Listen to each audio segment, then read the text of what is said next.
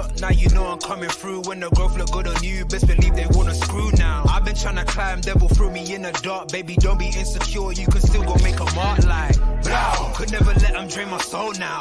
Blow. Table turning like doorknobs, wow. Blow. I think I'm about to set sail. I'm a walking, living legend, walking with my chest out. Life keep dealing me cards, I keep feeling it. What is going on, people? What is going on? It's myself, G, and we are back in the building. Guys, before we obviously get into what we are going to talk to this evening, please make sure you smash that like button. Please make sure you subscribe to the damn channel. Please, please, please. Now, without further ado, let's kind of dive in. As you guys can see, obviously, on your screen, today we're going to be talking about Fabio Carvalho. You guys have probably seen the news anyway in regards to him. You know, might potentially leave Liverpool this summer. Hasn't really been, you know, that good for him, if I'm being honest. You know, I think it's just a case where at this current moment in time, is it really a right fit? Is it someone that we feel, you know, should maybe stay on next season? I don't really know, you know. I'm looking at the Fabio Carvalho situation and I'm sitting there and I'm thinking to myself, why, first of all, why did we sign him? You know, was there a reason for us signing him? Was it just to flip some money? Was it just one of those kind of catch-22s? Or were we actually looking at him or is there a succession plan for someone like Carvalho? But obviously we'll dive in to everything anyway. Obviously joining me today, as you guys can obviously see, is Ish and Fozzy. Guys, talk to me, man. How you guys doing, bro? Thank you for joining me this evening as well. Pleasure, bro. Pleasure, man. Thanks for inviting us as well, man. I love this channel. Yeah, all good, bro. All good. Ish, talk to me, bro. Big up. Season's done. Just started chilling, man. ready to talk the real with you, man. So yeah, let's go. Let's go. What are you saying, G? You good? Yeah, bro. Listen, it's hot. You know what I mean? Like it's Sunday. I'm relaxed. You know what I mean? It's still bright outside. These times it's all 8:30 in the evening. So yeah, man, I'm all jiggy, man. I'm all jiggy. First and foremost, guys, make sure you go over to the Equalizer. Big up himself, obviously now working with Versus. So guys, please make sure you're heading over there to check him out, and make sure you're heading over to Fozzy's channel. Please make sure you subscribe to his YouTube channel. I will be putting the link in here at some point in time. But Carvalho, talk to me. Any of you, Ish, Fozzy, chat to me about Carvalho, man. Like, what is it looking like in terms of him? Because obviously, signed him from Fulham. We wanted him last year in January. Obviously, because he was still trying to help Fulham get promoted to the Premier League. We thought, all right, you know what? Let's just wait until the summer. Absolutely fine. I don't think anyone really had a problem with that. We were supposedly getting one of, I think he won the Championship Young Player of the Year. I'm sure he did. You know, in that season. So, you know, we're sitting there, we're thinking, all right, well, you know, this is the guy who, you know, played 36 games last season, got himself 10 goals, you know, in the Championship, played 2 FA Cup games, got himself a goal. I think that goal was against Manchester City, if I remember correctly. It was. So, you know what I mean? It's like, we're looking at this player. Obviously, we've already got one player, you know, from Fulham in Harvey Elliott. He's somehow been able to make his way into the first team squad. Fast forward a few months later, we're thinking, okay, maybe pre-season, I saw the link-up play between him and Darwin Núñez. Heck, I was even looking at Darwin Núñez like, yo, maybe he might be a decent player.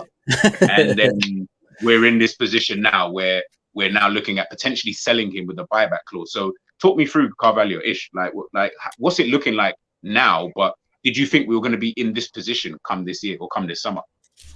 It's just mad. As you were saying it, I was just thinking, like, a year is such a long time in football. Like, you might not understand, a year is a long time in football. This guy last season, like you said, we didn't get him in Jan. I think we got the deal done on deadline day, but it was with a view, like you said, to the summer.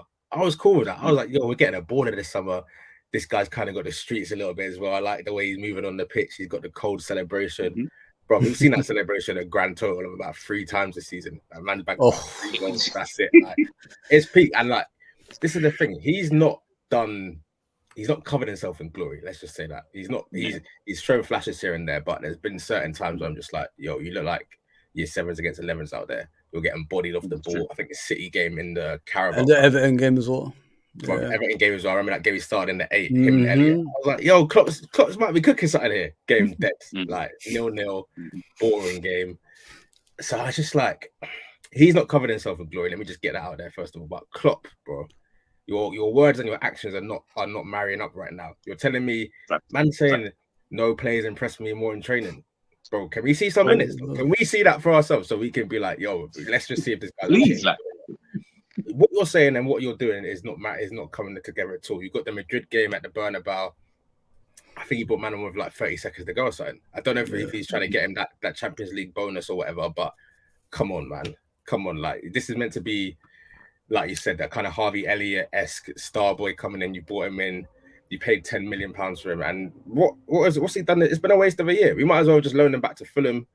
These are the stats, by the way, for his game against Real Madrid. The 10 seconds that he gave. Wow. Just thought I'd throw that out. Wow. Man had that loaded, yeah? All right. Yeah, I had that loaded already. I was like, yeah. I need to show people that this is what Klopp is actually doing with it. It's mad. And you can't blame him for wanting to go. You can't blame him for wanting to go. That's me. I wanted to go as well. So it is what it is. You know what it is? He's an ambitious kid from what I've seen. He even, I think, warned the Portuguese national team manager, if you don't play me, I might go elsewhere kind of thing. Maybe it's an attitude issue as well that comes onto this. The kid, from what I've seen, like the clips I saw of him in Fulham, he was an outstanding player. He played in that number 10 role behind Mitrovic, creating chances, getting in the box late, scoring goals. And then I think that's what made Liverpool, look at him more in depth. And I think Harvey Elliott probably had a few things to say in it as well. The thing with Liverpool is it's weird. It's weird. Like, we get players, but we don't give them the opportunity for some reason. And that's what's happened to this kid there. I remember in the preseason what Klopp was saying. He's looking forward to this kid. Like, he's got a lot of things, a lot of positions he could play. He's going to look forward to it. That's what he said in the preseason. And I remember Klopp saying things like that. And then come the season, he doesn't play a lot. Plays now and again, but he doesn't show what I think the club wants him to do. Struggling in certain places, especially physically. What I've said before to you, G, is with these young kids, if you coach, like, some people develop late and some people develop early. I got a feeling these kids we're bringing in, we're pushing them too early into the first team, and we're expecting too much. And that's what's happened with Carvalho, in my opinion. If we give him time, I think eventually he will come to the player.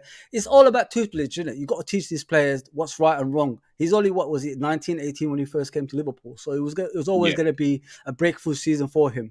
But if you don't play him, how is he going to improve? Like you guys said to me the other day, G, how is a player going to improve if you don't give him a consistent run? Especially the season we had as well, guys. We didn't have a good season. So this is the perfect season to play these kids in these type of games to get them ready for the next season when we're probably going to be challenging getting players alongside them that's going to be, pushing them even higher than where they are at the moment. Yeah, so I think Klopp does this a lot. It's the first time he's done this to people when he just shirks them out and, doesn't ignores them and then all of a sudden says something good about them. If you're saying good things about them at the end of the season, why are you not playing them? You know what I mean? And showing us what he's doing on training on the pitch so we could have our own judgment. And sometimes you've got to look at the player's position as well. He plays in the 3 in the middle, played that wide. Yeah.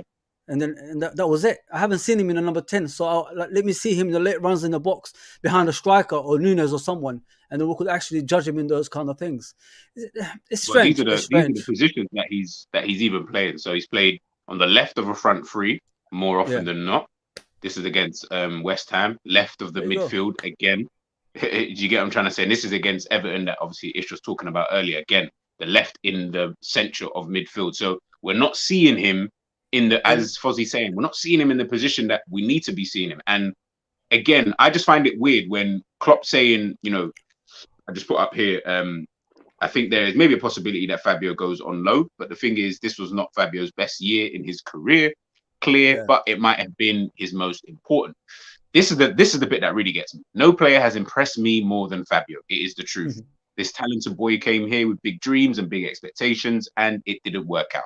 It was okay in the beginning, but it didn't work out in the end. But his work ethic will give him a fantastic career because he trained with getting nothing. And obviously, players only have one issue each week. You line me up or you put me in the squad. It's the only thing to satisfy a player. If I don't do that, it is about how the player reacts, and his reactions in a row I never saw before. Unbelievable. I'm not sure if he will go on loan, but if we keep him, we will see that. And this is what I don't really understand when it comes to Klopp, because I'm just like, okay, you're saying all of these nice things. They're real nice. Do you know what I mean? You're saying he's a good trainer. Like, I think I saw one quote. He's a good trainer. You know, he's unbelievable, as he said there, you know, in the dressing room, all of these kind of various different things. And as Fozzie said, rightly so, the Klopp is like that. When we do get new players in, it's sometimes, if they are not players who are accustomed to what we're trying to do, they're not just going to get thrown in. And I don't really have no beef with that. My issue is, so you've had the first 6 months up until, let's say, the World Cup to see what he's like. No problem. Maybe you think, he's not really in my plans like that. No problem. You got the whole of January, bro. You got the entirety of January. Because from the beginning of the season up until January, even up until the end of January, you've had enough time to be able to kind of see, because he's so young. This isn't a 26-year-old. This ain't Diaz that we're signing, for example, or Gakpo, where you're like, bro, you're not going on loan. You better just stay here and figure it out, you know, once you're here. He's still young. Do you get what I'm trying to say? So we can send him out on loan, because we've seen what he can actually do when he's playing a lot of football. Just like we do Harvey Elliott, Tyler Morton, Leighton Clarkson, all these other kind of Kwanzaa's now gone out on loan. He went out on loan, I think, as well. All of these guys are going out on loan to play a bit of football. Why didn't you do that? And then you kept him. And then when you've kept him, you've not even let him touch the pitch. Like, when you're looking at, like, his minutes and stuff like this, is guys, since one January. second, I need to fix my headphones. Yeah, 1 second. Yeah, no worries. This is obviously since January. You're seeing it like from the, let's say, sorry, from the 26th Boxing Day of 2022. Bench. Not even in the squad, I don't think, for hardly any of these kind of games. Do you get what I'm saying? We're going through the month of February/March now. Again, not really playing in any of these games. That I think he got a couple minutes. Let's be honest as well, yeah. I could understand if we were in a title race and it's like we're going up 100%. Every point it means like a draw's a loss, in it. A draw's basically a loss. 100%. You cannot afford to drop anything. But we've done nothing. We've been doing nothing all season. All right, it got to that little 7, 8, 9 games to go where it's like top 4 could be on the card, but we were never fourth. We've not been fourth all season, I don't think. So we can't be. It's like our title race last season. We were never top, so we were just chasing this thing, chasing. But it was never ours to begin with. So it's just like we've not been doing anything of note all season.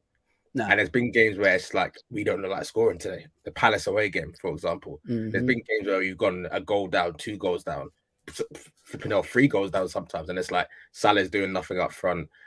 Jota's not even been fit. Nunes is just missing all kinds of chances. So for me, there's been multiple chances this season where he could have just thrown him in and just said, you know what, 15 minutes ago, we'll go to a 4-2-3-1. Show me what you can do. Bro, you just had the graphic up yourself. It's bench. Not even seeing your name up on the board, bruv. So everyone else is getting a chance before you. So I'm just like, bro, this is even worse. Like, I'm seeing one game where you're even making, and you see that game against Leicester, he didn't start that game. He came off the bench and he only played like a couple of 10-15 minutes in that match in itself. I remember that one. I wouldn't even expect you to, Ish. I wouldn't even expect you to. And that was that the one when Trent scored a free kick? That was even recent as well. I can't even tell you what happened in the game, bro. Yeah, I fully can't remember actually what happened in the game. No, it wasn't. I think he did come on at the end. I think he did come on at the end. I think he did. Yeah, he came on at the end. Yes, he came on at the end. I can't tell you what position he came and played. I can't tell you if he touched the ball. Like, it's just like, man. Like, what are you doing? But this is where I'm just a little bit confused, because I'm just like, brother, I don't understand. Like, we at Liverpool, like, if I'm going to show you this here, we don't play this system. Now, this is just me throwing just a few, like, forget about other players. We played it before the World Cup. Only before the World Cup we played this. No. We played it. We played it, shall we say, like, for a couple of games before the World Cup. But I'm talking about prior to him coming to the team. That like, we don't play like 4-2-3-1, and we don't really like using a number 10. We were all talking Obviously, about it. Go on. Sorry to cut you. I was just saying, before we signed him, we was all like, "What's Klopp doing it? Is he gonna?" We let's be honest, we all thought he was going to be better than he was, but we all foresaw what was going to happen, because I remember before the season, pure Liverpool channels having the same discussion: is he going to play off the left and be Diaz's understudy? Is he going to be in that left-sided role in the 8? But none of us thought, Klopp's going to go 4-2-3-1 and put him in at 10. That for me, since Klopp's been here, apart from this season towards the end and like Fozzie said around the World Cup, it's 4-3-3 or nothing. It's 4-3-3 or nothing. So he's stuck with this formation. You know why he's stuck with this formation? Is because it's the league that he plays in. If you look at him at Dortmund, when he had those players like Götze, Mkhitaryan, Kagawa, those are all technical players. So he can play with technical players. That's what I thought. Like, you're buying these youngsters, refreshing the squad, making it youth. Maybe you're gonna change the formation like to double pivot, and then you got one behind the striker, and then you got the wings. But he just keeps going back to the same thing every single time, 4-3-3. Like I said, I think it's to do with the league, and he's afraid to change, because when he changes, he does it at the end of the season when we're almost like getting the Champions League football. Why do you change that before that, when we could actually climb up the league and then probably be more comfortable when we're at the top half of the league? You know what I'm saying? It's a strange thing Klopp does, honest to God. Do you know what's mad as well? Yeah, like the times where he does change it, we start playing better. So I'm just like, bro, around the World Cup, we had that little form. I remember Nunes was getting a couple scuffy goals here and there. I think we beat Southampton. At home. He scored 2. Like, listen, we're kind of cooking. Then I think we had a couple injuries during the World Cup, and then he was just like, "Yo, 4-3-3 again." So I'm just like, and then you change it again. You put a run together. So I'm just like, bro, what you're doing. There's evidence to see that it works. Then why are you going back to the same old bullshit? Like, I don't understand. This is wasted the season pretty much. You wasted the season pretty much. Can I say something, guys? Can you imagine if you're the player? Like, can you guys imagine if you're the player, when you keep chopping and changing like this, you don't even know what you're doing. You're confusing all the players. Maybe that's why the players are out of form and they don't know like where to play in the pitch. Maybe that's why Carvalho and all them are struggling, and Harvey Elliott, because you keep doing one formation, then you do another formation, then you just keep confusing everyone. I think that's what's been happening to these youngsters, man. Just keep a structure in place. Let them get into it. Let them learn that what you're doing. Give them more games on the pitch, and then maybe they will improve in that way. But if you keep chopping and changing players here and there and all that stuff, you're not going to improve anyone, man. And that's what's happened to him. Honest to God, that's what's happened to him. For me, it's the talent idea. Is like, I think Gary pretty much hit the nail on the head as well. This kind of stinks of like a Moneyball signing, because let's look at City, because they're the best team in the league. Let's just look at what they how they do things. Yeah, Pep's talent ID is so specific. You know a Pep baller straight away. Like, a Pep baller. Doesn't matter what position you play in the pitch. You need fundamentals to be able to play for Pep. And they're not world class-ish. They're never world class. You guys notice that? Thank you that you mentioned. Like Akanji is so specific. Everyone was like, right, Akanji for 16 million. Like, doesn't really. But he plays one game. You're like, okay, cool, it makes sense. He's got the things that Pep needs in a player, wherever you play on the pitch, and including Edison as well. With Klopp and with Liverpool and FSG's model, we'll get these random signings every now and then. Minamino for 7 million. Yeah, I thought it was going to work, but in hindsight, again, another player who's like a kind of techie number 10 kind of second striker role, didn't work. Shaqiri, even like flipping Tsimikas, bruv. You signed him for a relatively low fee, and there's been times that Robbo's been dying out there, and Tsimikas has looked. I'm not his biggest fan, but he looked like at least a different option. Plays one game, plays well. That's just and then get taken out. There you go. Just like, is this a talent ID thing, and you're trying to implement a system, or you just signing players because it's a good fee, and then you think you can sell them on afterwards? Because like, it's not really making sense to me, right? It's not really making sense to me right now. It's the type of signings that we don't play one. No, it's bro. Everything you're saying, Fish, I'm with you 100%. Like, it's just the type of signings that we're doing. And Fozzie, you hit the nail on the head. And this is what I hate with when you're having conversation with certain football fans and they come with the lazy, but he's got all the money in the world. Listen, just because you've got all the money in the world, or you've got as more than most, you still got to be able to make the right signings. Newcastle had all this money. Newcastle were under FFP, were able to spend a lot more money than they actually have, but they didn't do that because they don't need to, because they're trying to build anyway. But they could have gone out and tried to get that, that big signing that everyone will talk about, not Mbappe, but someone of a very, very high level. If they really wanted to, they've got the money. They could have easily paid anybody the wages. I know it wouldn't have been an issue, but they didn't do that. Sven Botman, the Dunk, like you're hearing some of the signings that they're even signing, but the reason why they're able to do that is because you've got a manager who's good at coaching and getting these players to the next level. Now, I look at some of the players. Now, I'm not saying that Klopp doesn't or hasn't ever been able to get these players. I think with Klopp, I don't look at him and think he gets players to the next level. I think he's able to maximize their full potential in terms of whatever their max output is. Klopp can get that out of you because of the way that we play, because of what he brings both on and off the pitch, as opposed to looking at a coach like a Pep Guardiola or Mikel Arteta, who I feel are going to improve you as an actual football player.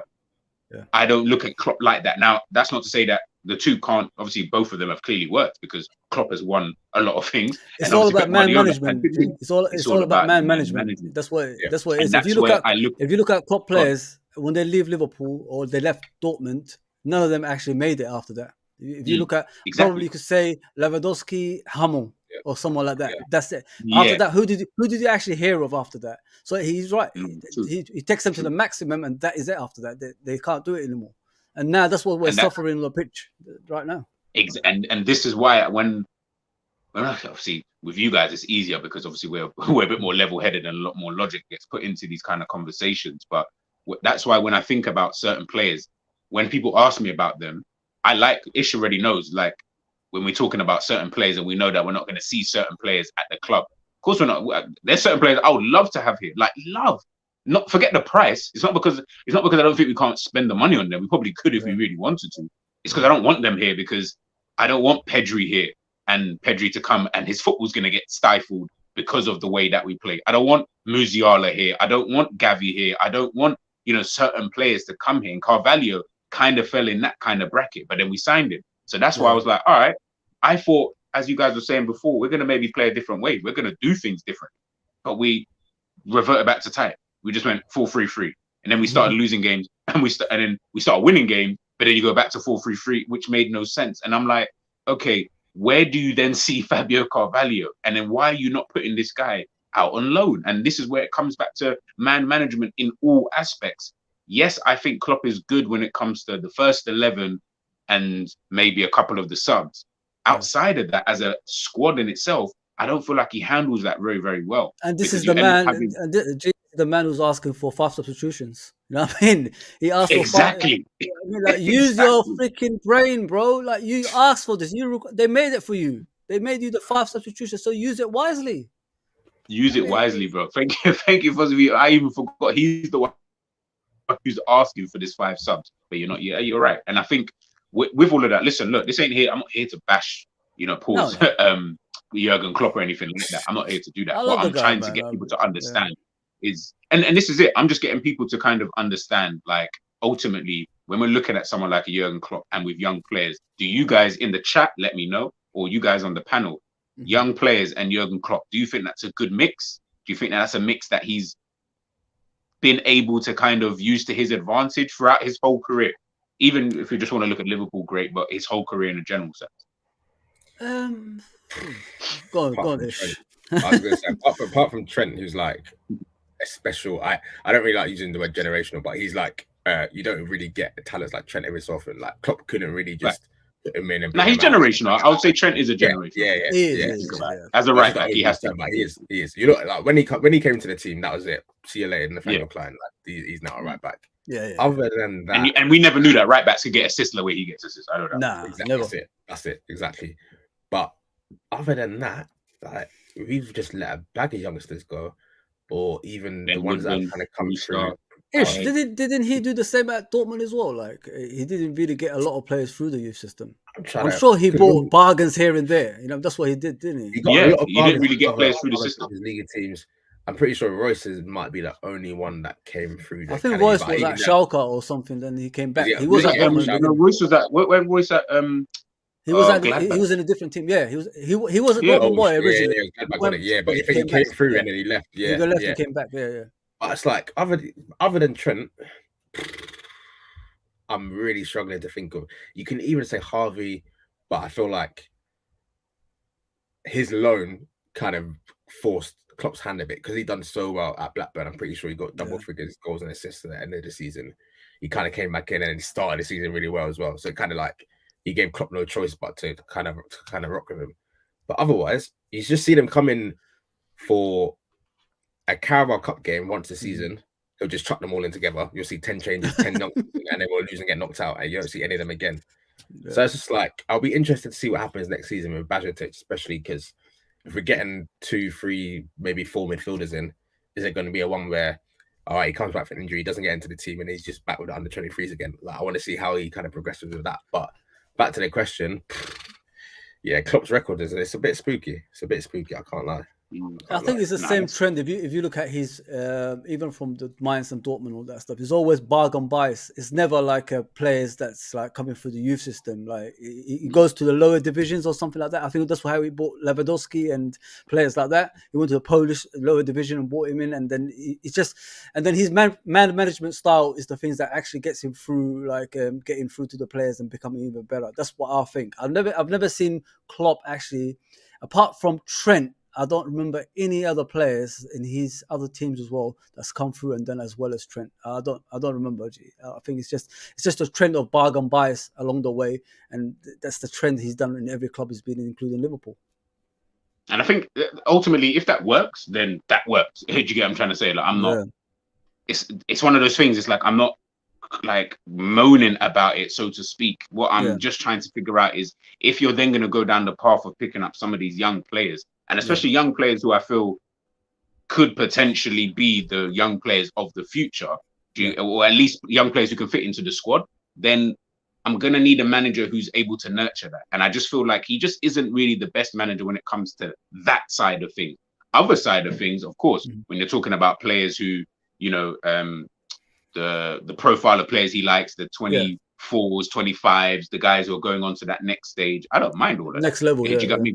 That's his kind of, that's where he shines. Do you know what I mean? And again, buying some of these bargains and allowing them to kind of understand what their role is within the squad, he can do all of that. When it comes to young players, especially players who need to play, you need to be able to manage that properly, especially if you're a team like Liverpool. Because, for example, if we're talking about Manchester City, what did Manchester City do with Lavia? They didn't even keep him out and say, you know what, go on loan. We'll sell you. But we've got the buyback clause. So if you do progress in this season, because effectively that's probably what they were looking at it, like thinking, you know what, if in 1 year's time, like this time, like now, for example, if we feel that, you know what, we maybe Phillips, they might not really like, or whatever, they might try and get rid of him. Let me ask you a question, G. Wouldn't it be easier for these youngsters to come through when we were successful instead of like when we're actually going like the way we are right now? Wouldn't they learn a lot during that time, like when the team is doing well? The thing is, I think about this sometimes, and I think to myself, yes and no.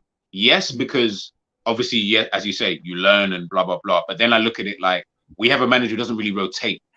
If you don't really rotate, it causes a problem because Pep rotates his team, so everyone plays anyway, even down to your Cole Palmers and Rico Lewis and people like these guys will get games. Klopp doesn't really rotate, so if you don't rotate, it's then going to make it super difficult in order for you to kind of make your way into the team when we're winning, because we're not really rotating past that 13-14 man squad. He never does this. Whereas now I felt like, as Ish mentioned before, now was like the perfect time to do that. You should have just run it. You should have put yourself in a position where we could swap this player for that player, and maybe this player is not really playing too well. So guess what?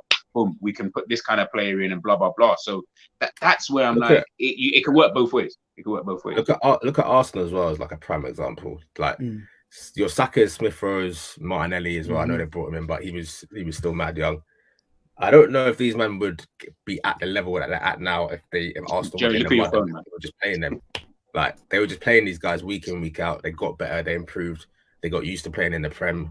So I feel like if you're not going to loan them, you can't really just have these guys just sitting around in the squad. They're not going to get any better. They'll just be at the level that they were at before, which is like slightly better than under 23s, but not quite good enough for the Prem. Like you see, even now, Curtis Jones, he's looking the best he's looked because he's getting there running in the team. I think he started the last 10 games towards the end of the season, but before, and I know a lot of it was maybe down to his fitness as well. But you see him one game, then you don't see him for 5 games. You see him with Klopp. He never even does it in like a little period of like. You see, Pep will play Foden for like 6 games, then he'll rest him for like 6 games or whatever. Yeah, Klopp will play you in December. We won't see you till February. Then we won't see you again till the end of the season. So it's just like you can't expect these guys to get any sort of momentum together. But I'm not too hopeful for this Carvalho thing, to be honest. I'm not really. Yeah, I'm what not really fair is if the new players come in ish like in the coming season, like what's gonna happen with these youngsters, guys? Like Harvey Elliott and all that stuff. Are they gonna be playing a lot of games, or are we just gonna neglect them like we've done in the past few years? But you know what? This is the one season. That's a scary thing, man. That's a scary thing for Curtis Jones and Harvey Elliott. You know what it is though? Because we got Europa. This is the one season I'm going to be more onto Klopp than ever. Because for about 50-60% of that tournament, you should be playing your second team / your youngers as well. Mm-hmm. Like the group stages. Do we want to be seeing Salah, Van Dijk, even Alisson? Like, do these guys? Do they want to be playing in flipping Liechtenstein on a Thursday? Just play the youngsters. Like, if you can't beat these teams, if you can't beat these teams with your second string, then it's on the coach. And I'm sorry, it's 100%. You're not coaching these guys well enough to just go and get the job done, which you should be able to do. So we'll see next year, man. We'll see next year. But Klopp, I am watching you next season. This Europa League. I do not want to see Salah. How long are you guys gonna give him, though, man? If he doesn't like get top 4 or win the league next season, are you guys gonna be the Klopp upgrade? Because there's a lot of fans that love the guy, man, no matter what. You know what I mean? Not many people say Klopp hat. Like, we need to start the season well. That's all I'm saying. We need to start the season well. That's what I'm saying. We must be competing for the title. I'm sorry, we have to be competing for the title as well. Yeah, top 4 is bare minimum. I'm sorry, I don't want to sound spoiled or like entitled, but we are a top 4 club. We've been in the top 4 for the last 6-7 seasons. That's the bare minimum. I'm not lowering my standards to I'll be happy just to be in a race for top 4. Absolutely not. I want us to be challenging for the title next year. The bare minimum for Klopp to keep his job. You see how in career mode you get your little objectives. Top 4 minimum. I don't care about Newcastle. I don't care about Spurs revival, Chelsea revival. No excuses. We have to get. We cannot spend 2 seasons out of the Champions League. No chance. So that's what I'm saying. For me, that's what Klopp needs to do to keep his job. If not, you can definitely kick, man. I think obviously it's funny that Jerry has finally decided to join the stream. It's a lurking, bro. It's a lurking. Big up JJ. Anyway, big up. You see the Cobra? We know that Italian brother ish from WWE. This thing. You know that? Anderson Santino. Unfortunately, guys, obviously, it's funny that Jerry actually joined in as soon as we Fuzzy obviously asked that question in regards to how long are we giving him. So I'm going to go to Jerry next. Pick up yourself. Obviously, I hope you're well. Obviously, this weekend, Klopp, how long are you giving him? Before we get into the topic and everything that we've been speaking about, how long are you giving Klopp next season, just in a general sense, if you're giving him any time? Till October. Cool. So how many? When do we start the season? August. August. Yeah, August. It's gone back to normal, I think now. Yeah, August. So the World Cup. If we start August, you're talking what 7-8 games. Yeah. 7-8 games for me. Yeah. It and this is on everyone now. Our ability to go and get transfers in like now, so they're ready and prepped for that first game of the season. I don't want to be waiting until August 31st and we're trying to make last minute deals and try to integrate them like we did half a Melo. That can't be the case. So for me, 8 games. Every time I hear that, I know Ish was talking about the minimum, saying, look, like, top 4, it's got to be the minimum. Like, no. Like, for me, it's not the minimum because we know the standard that Klopp set for himself. We know the standard that the players have set. If they've got top 4 this season, would we have said, this is a good season, It's a good season. People are telling me that it's context as well. It's context. Winning the whole thing. Yeah, and a couple of people are telling me that we're a couple signings of winning the whole damn thing. People telling me we get McAllister, Kefren Turam, and someone else for winning the whole thing. I say that we're winning it, right? So if we're winning it, I don't know about that. Fair enough. Like, I don't know about that, but fair enough. For me, what I need to go and see now, it's got to be. For me, minimum is finishing second, but challenging as we did before, challenging as we did last season, challenging as we did the season we won. Not the season before that, but the season when we won the league and the season before that. It's got to be pure challenging. It's got to be we're coming second, and do you know what I mean? If we had the season that Arsenal have had this season, even like 10 points off, I'm fine with that. Yeah. I would be fine with that. I'm like, all right, okay, cool. We're back in and amongst it. 4th. Competing with who? The way you said that was something. Like for me, that just can't be acceptable. Like we can't be flirting with the idea that we could finish out the top 4. And I know it might sound. Do you think there's any chance of that? Do you think that? In your heart, I'd be struggling to. In me or JJ? No, Jerry. If I'm being honest, yeah. Can you guys hear me? Yeah. Can you guys hear me? Oh, okay, yeah, cool. Yeah, we can hear you. It's just you keep cutting in and out sometimes. Yeah. Oh, okay, let me just change the settings, man, because I've got some HD. 1 second. Is that better? Is that better? Yeah, much better, bro. Much better, bro. Yeah. Cool. So as I was saying, like for me, I look at it the same way we looked at the whole Rodgers situation, right? We had Rodgers. It was October. It was going terrible. It was October, and we gave him the sack, and it enabled us to then have still a decent run to the end of the season, still able to go and kind of integrate some of the players, like Bobby as an example. When Bobby first came in, we didn't know what the hell Bobby was. Like we didn't know. No, we didn't know. Left wing, right wing, number 10. Right. Like, we just didn't know at one point. We didn't know if he was going to play in the 8. He came in and there was a structure, there was a purpose. So for me, that's what it's got to be. And I think anything less than that is ultimately a failure. Again, like unless the club and Klopp and stuff have set themselves with top 4 as just being the target, which for me is still criminal. Then it's still criminal. So do you know what it is though, Jerry? With the Rodgers thing, I reckon by the summer they were already thinking about the possibility of getting a new manager. And their thought was that's what I think. Yeah. I don't think in this moment in time FSG are even they've got a short list, long list, any kind of list for manager. Do you know why I disagree? Because of the amount of players that we went and signed. I think they just made this They made an astute business decision where they went and were like, well, Klopp and Ancelotti are available. We need to get into this top 4 for this project to work. And I think it was more of an action on that part. I think if you look at the amount of money we spent on Benteke, Ricky Lambert, Lallana, Markovic, like the list goes on and on and on. We spent peas that summer. We spent peas, bro. Markovic was 50 M's, bro. But that's my point. We Wow. spent I'm just thinking about that. It was actually crazy. Balotelli came in. Like we spent money that summer. Money. Like as in I remember as a teenager growing up, I was excited. I was like, oh my God, this is FIFA in real life. Like we're signing pure players. Like, we're gonna progress and we're gonna be like whatever. For me, that's the type of season we're in now where, you know, if we don't get top 4 again, what do? Do you sacrifice another season? Do you flirt with that idea again? And if we don't get it, then what? How does that hamper the club going forward? How does that hamper wages?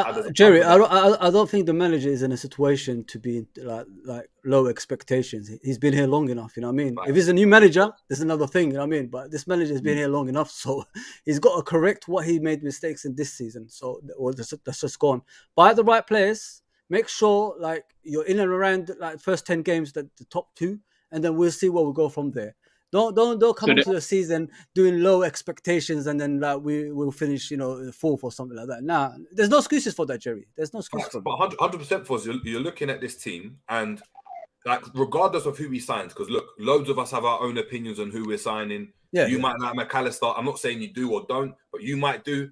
To be honest, I'm not that big of a fan. I think he's decent, but I don't think he changes what Liverpool are doing, right?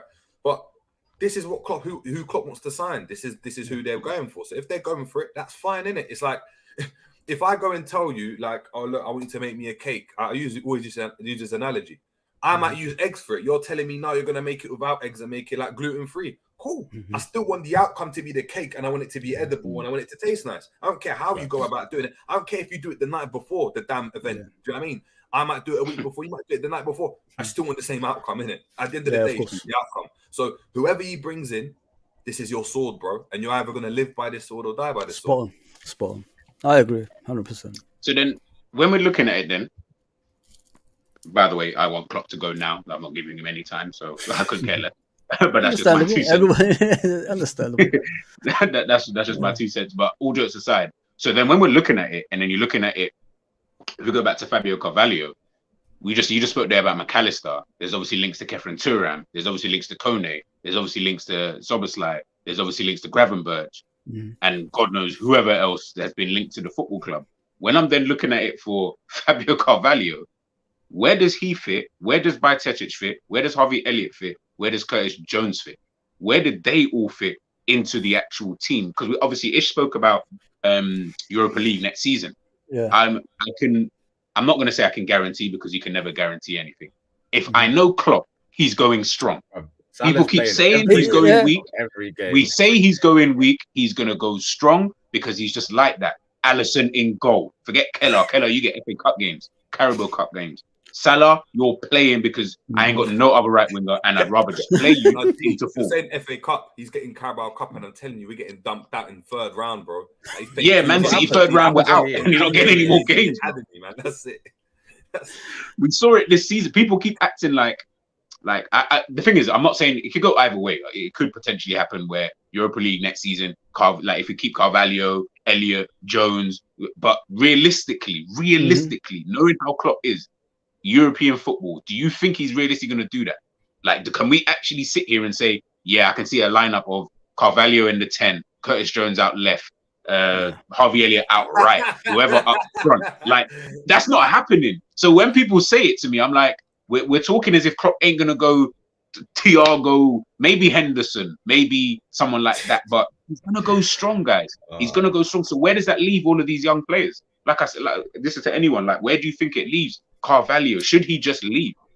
Curtis Jones, what happens with him now? I'll be real. I don't really care that much. Like, my priority is Liverpool. So player welfare is not what on issues top list.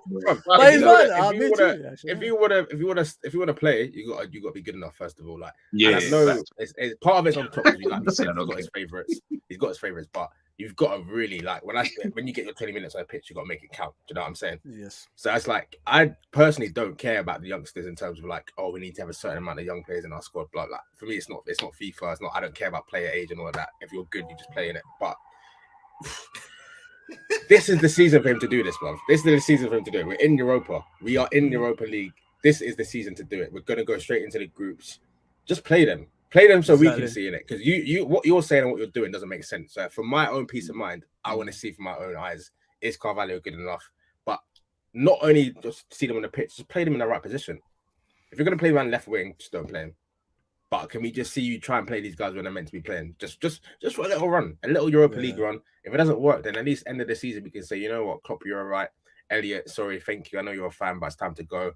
Yeah. Curtis, I know you're a scout, but you're not good enough. It's time to go. Carvalho, I know you look good in the Nike ads, but it's time to go. Just keep it moving. But at the moment, we don't really know. We don't know what's going on. We don't really know. Like, it's just too confusing. It's just saying one thing and doing another. It doesn't make sense. I agree with you 100%, because this is the perfect opportunity for those kids to play in some kind of competition, so we could see how they are in their footballing ability. Like me and Jerry were speaking before about when I said to you about the youngsters, maybe it's their age that's affecting them. But now that he has the perfect chance to play these kids in these competitions like FA Cup, League Cup, and the UEFA Cup, Europa League, sorry. And if you look into that and he plays them, that means he's got a perfect opportunity. Like he always asks for, to rest players, right? He's always asking for that. So he could rest the senior players. They could concentrate on the league, and then we could actually compete for the league at the same time as well. But I don't know how many players he could register anyway for the Europa League. Is there a cap to that? You know, like the amount of youngster players you could have there, or senior players? Like 20, I think like 28 or something, 30, something like that. So that's what I'm saying. Like, don't you think, like, guys, like, if you could, like Ish said, if you could have those players playing in these competitions, you could have full focus of the Premier League and try to win that. Because all I want is the Premier League, guys. You know what I mean? I don't want to just see that's one. We want. In 30 years, we got to stop. We got to stop acting like what we want is the same as what Klopp wants. I'm not saying he doesn't want to win the league. I'm not saying that, because of course he does. But sometimes he looks at the priority, I feel, so much more differently than we do. Think about all the players that you've ever wanted for us to sign under Klopp. Has he signed any player? You know what it is, guys. If you look, that's true. You know what it is, guys. Exactly. If you look at Liverpool as a whole, like you said before, G, like the club inside and out, it's just the same, isn't it? The manager is the same as the fans, the owners, everything. If you look at the surrounding of Liverpool, was just nice. Why don't we be ruthless and compete with other teams? I mean, be different. Why do we always have to be the second best of things and accept it? I agree with you guys. I agree with Jerry what you're saying. Like, I want to compete for the title. I don't want to be finishing top 4. That's not Liverpool Football Club. I grew up in Liverpool. My first game I can remember, like, visually, was 1987. Arsenal, Liverpool, John Barnes, Aldo, Peter Beardsley, all these players playing and beating Arsenal. That's how. That was a winning team. That had a structure in place. You know what I mean? It was nothing but winning. Nowadays, like Liverpool is an acceptance of mediocrity, and we just think like this is the way of life. We need to get away from things like that because if we stay there, if we stay there, guys, that's what you're gonna become. Because the worst part of it is there's teams behind us that's improving, and they're getting finance power on top of that as well. Once you go below that, it's hard to get back in that top four again. You know, competing for titles as well. So listen. Like we've had that little rest this season. Next season we have to go all out, man. In my opinion, I think it's for me. I think it's because the club is steeped in tradition, history, and tradition. Exactly. So where everything is traditional about Liverpool, because that's what we focus on, and that's what we built the club on, and that's how we feel the club should be. Like every club should kind of be. We're not into. I don't feel like Liverpool's not modern. It's just not a part of modern times, and I don't think at this moment in time, I just don't think that we ever will be a modern type of football club. And what I mean by that is just with things that are going on in today's world and accepting of those things, and then allowing yourself to say, okay, I'm then going to allow my football club to be a part of this modern day world. I just don't feel like Liverpool are there. We are still thinking back when we were kings back in the 1980s and in the 70s. Yeah, that's all cool. Football's moved on 30, 40 years since then. Did you know what I'm trying to say? And yeah. Sorry to cut you. Like, no. It's almost like a victim of our previous success because we've got such a rich history.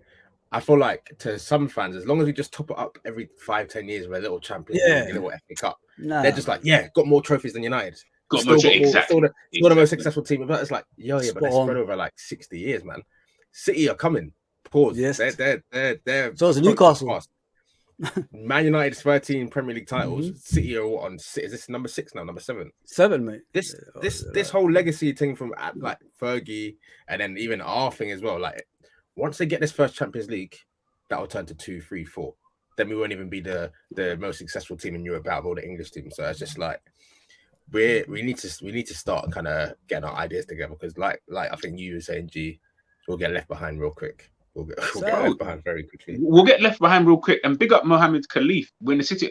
Listen, I don't mind being in the City. I don't mind being in the City area because I understand that they're way better than everyone else. But what? Can't even give me a little 2 Premier Leagues. Like you know what I'm saying? I can't hold a 2 Champions League. Like I have to hold a 1 Premier League and a title race that I couldn't give 2 shits about because we didn't win, and a Champions League that we can't seem to beat Real Madrid ever. In like.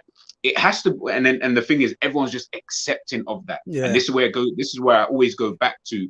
I was speaking to someone before the season ended, and I said they were asking me about next season and etc. And I said, for me, I'm just calling because the reality is where we've come from this season, finishing 5th, having 95% of the season being quite poor, and we're in this position whereby we don't really know what's moving forward. Obviously, I'm not criticizing Kefren Turam, McAllister, all these other guys. I think they're good players. I think they're pretty decent players. But are they players that are going to move the needle to take you back to the position that you were supposed to kind of be in this season just gone?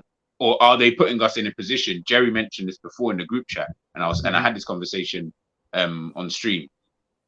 McAllister, Kefren Turam, Kone. Let's just use those three as an example. If Newcastle or a team like that, Aston Villa actually, I'll use those 2 because they're probably the 2 teams who are going to spend a bit of money.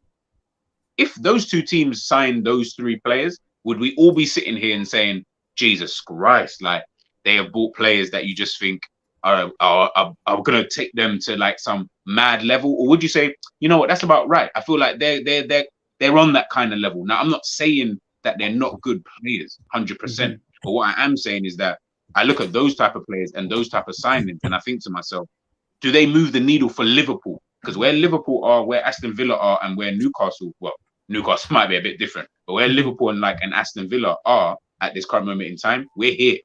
They're way down there. Forget where they finish in the league. We're supposed to be here. So when we're looking at certain players, I need players who are going to move the needle. I need that. So if you need to go out and spend 100 whatever on Bellingham because that's just the player that can help you move the needle, I just need you to go and do that. I don't need you to go and faff about with 3 other players that we're all looking at and saying, who would you rather have, Kefren Turam or Curtis Jones? Is that really the conversation? Curtis But Jones. That's crazy. That's low. I think the craziness. I think the thing is with Liverpool. I think we need to let's just cut the crap. Let's just be honest, man. We're in the mud.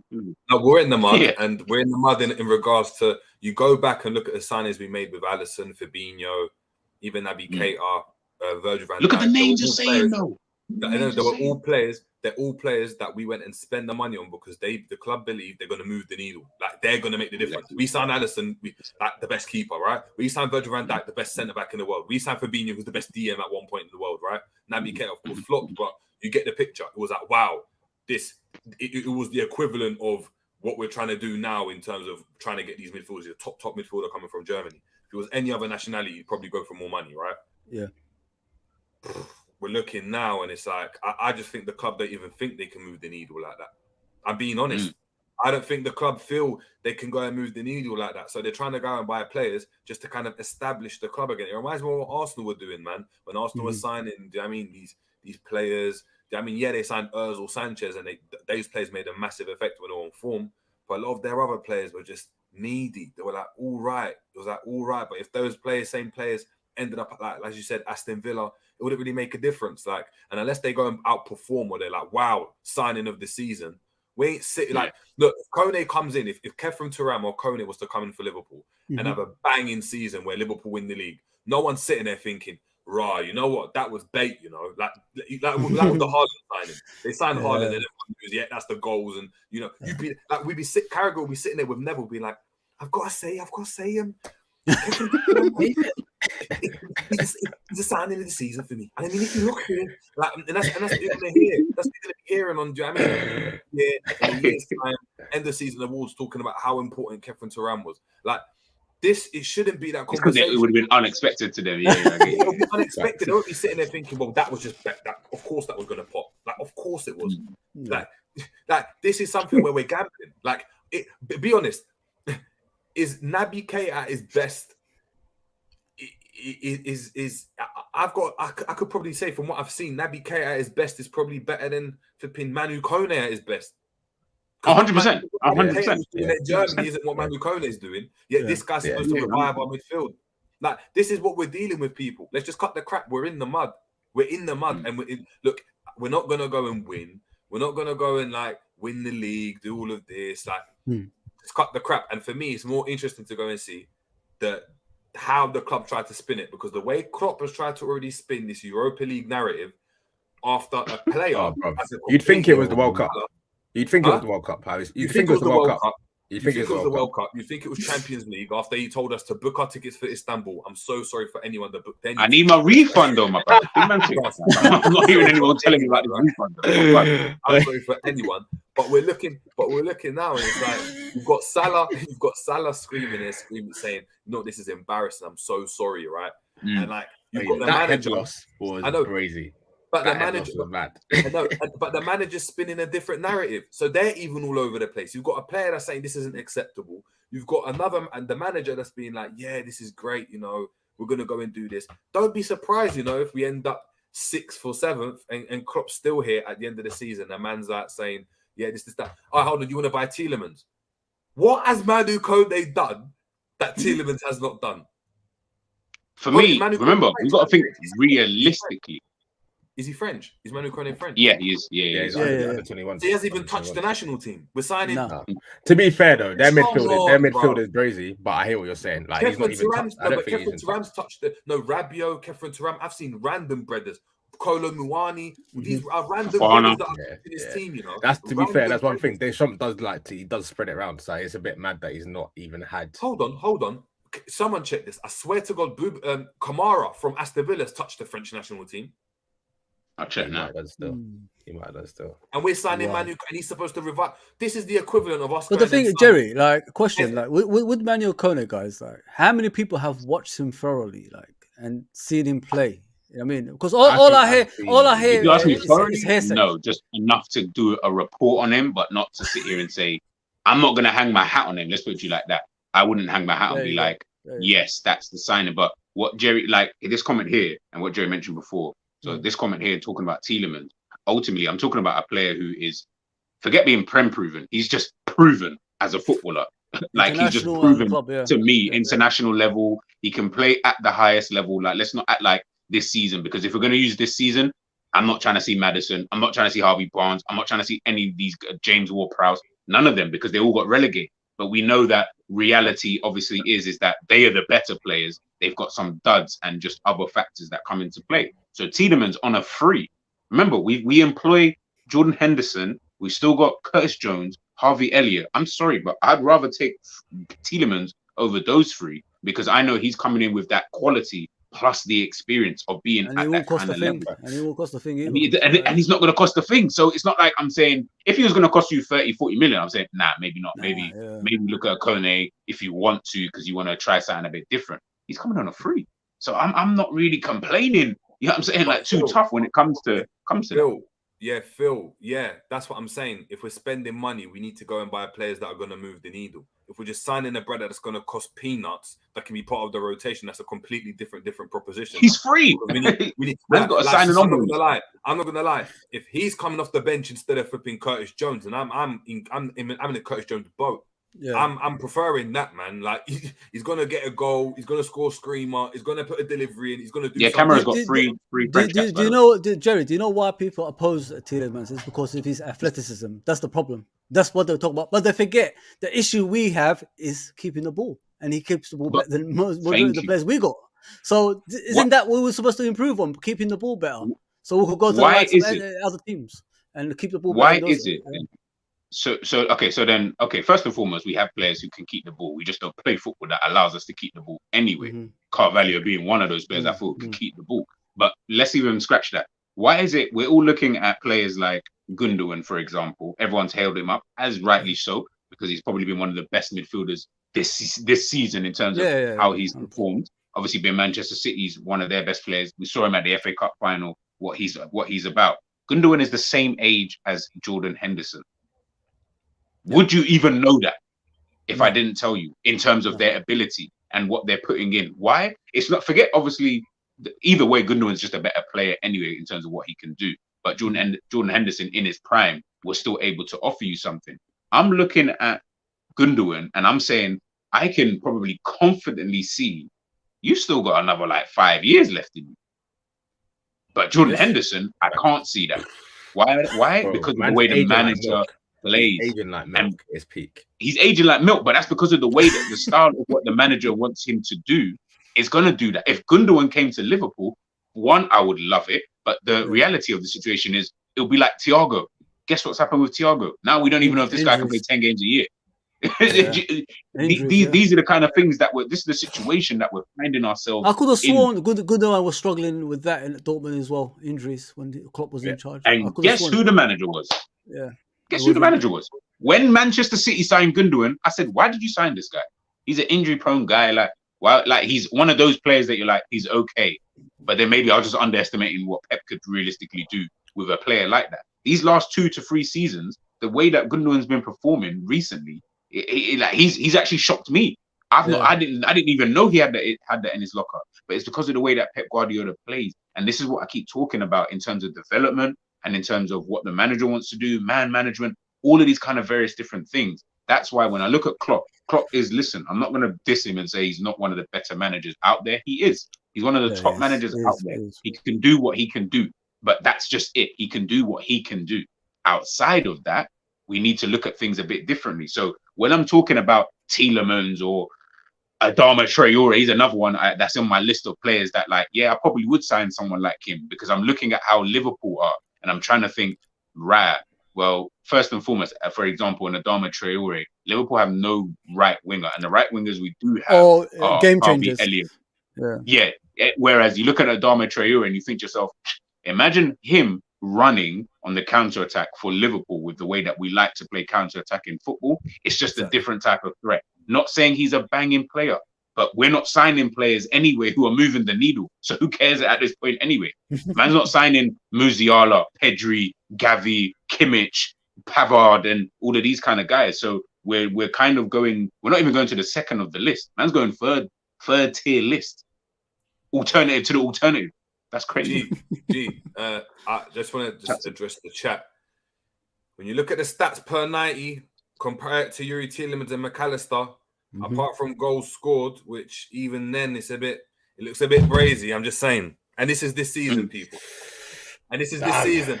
And people aren't going to tell me that Yuri Tielemans' best season in the Premier League is better than what McAllister's done. I don't want to hear it. Man didn't win anything. Man was scoring screamers in finals. Let's not do that. So it gets scary. It gets scary. Man saying Tielemans is overweight, unprofessional. No, thank you. Guys, I think we need to start looking at things. This narrative is overcooked, I think, a little bit. Like, you don't get to the level. Let's not forget as well, I think Fozzie touched on it. This is a guy's also rubbed shoulders with KDB for Belgium and not look like a scrub next to him. He looked like he's actually level with KDB as well. You're not talking about him like he's flipping like Joey Barton or something. Like, the thing is, what I'm not understanding, mad. What I'm not getting, guys, in the chat, and please, I'm loving the conversation. Brilliant. We'll do this for another like 20 minutes or so. We employ Henderson, Curtis Jones, and Harvey Elliott. But you men are turning your nose up at international quality level players. Like, I don't. Do you think we're going to sign again? Are we going to sign Musiala, Pedri, Gavi, Kimmich, Havard? We're not signing these guys. We're not even going to go out and sign players who are like Alisson, Van Dijk, Fabinho. We're not even signing that. As I told you, we're signing the alternative to the alternative. We're not even signing like, the alternative would be if you couldn't get like a Pedri or something like that, then you might get whoever that next guy is. No, we're not even getting that guy. We're getting the next guy after that. So I don't understand why we'd be turning our nose up. We know what the club is about. We know we don't spend money. This is why I say when you've got players who are good players like Fabio Carvalho, you need to be able to be flexible enough to change up the team. You need to have a system that can work for these kind of players. Be fluid. If you want to play 4-3-3, run it. I don't care about all of that. But in another game where Carvalho is playing, let's play with a 10. Me, Jerry, Romz had this conversation at the beginning of last season where we were trying to pick players and we were like, yo, Nunes up front, and then we had Carvalho in the 10 because we thought, remember, we thought that Klopp was going to change the way that he was playing. He actually cooked with it. It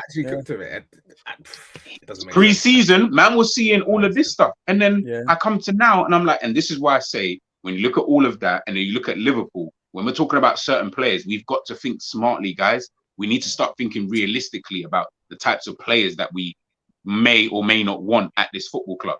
We need to stop thinking that we're the type of club that we're just going to go out and sign a player on the level of a John Stones or so. That's not happening. We're going to get the guy a bit lower than that.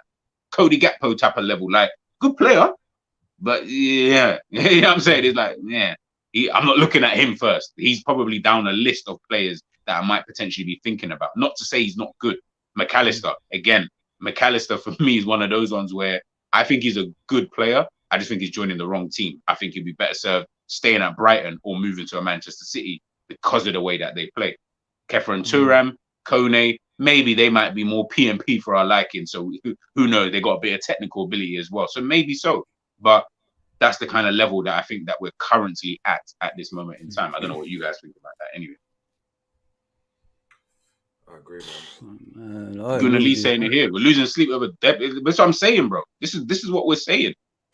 we're losing sleep over a man, like, again, people, and I go back to it again. People are turning their nose up at certain players. We're not in that position, guys. I promise you, we're not in that position.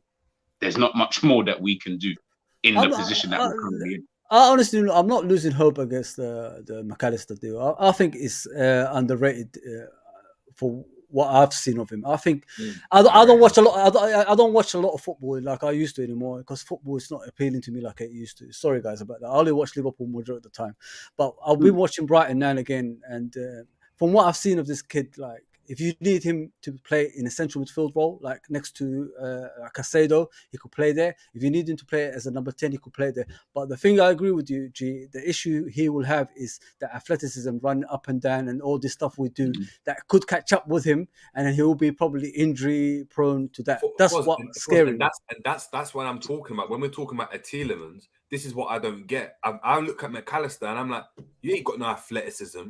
Like, McAllister looks like you don't look like no like box to box P&P athlete. So when people are talking about that profile of play, like Tielemans don't fit the profile player we're looking for. I'm looking at them like, in terms of profile, they're quite a similar type of player. Yeah. They're quite a similar type of player.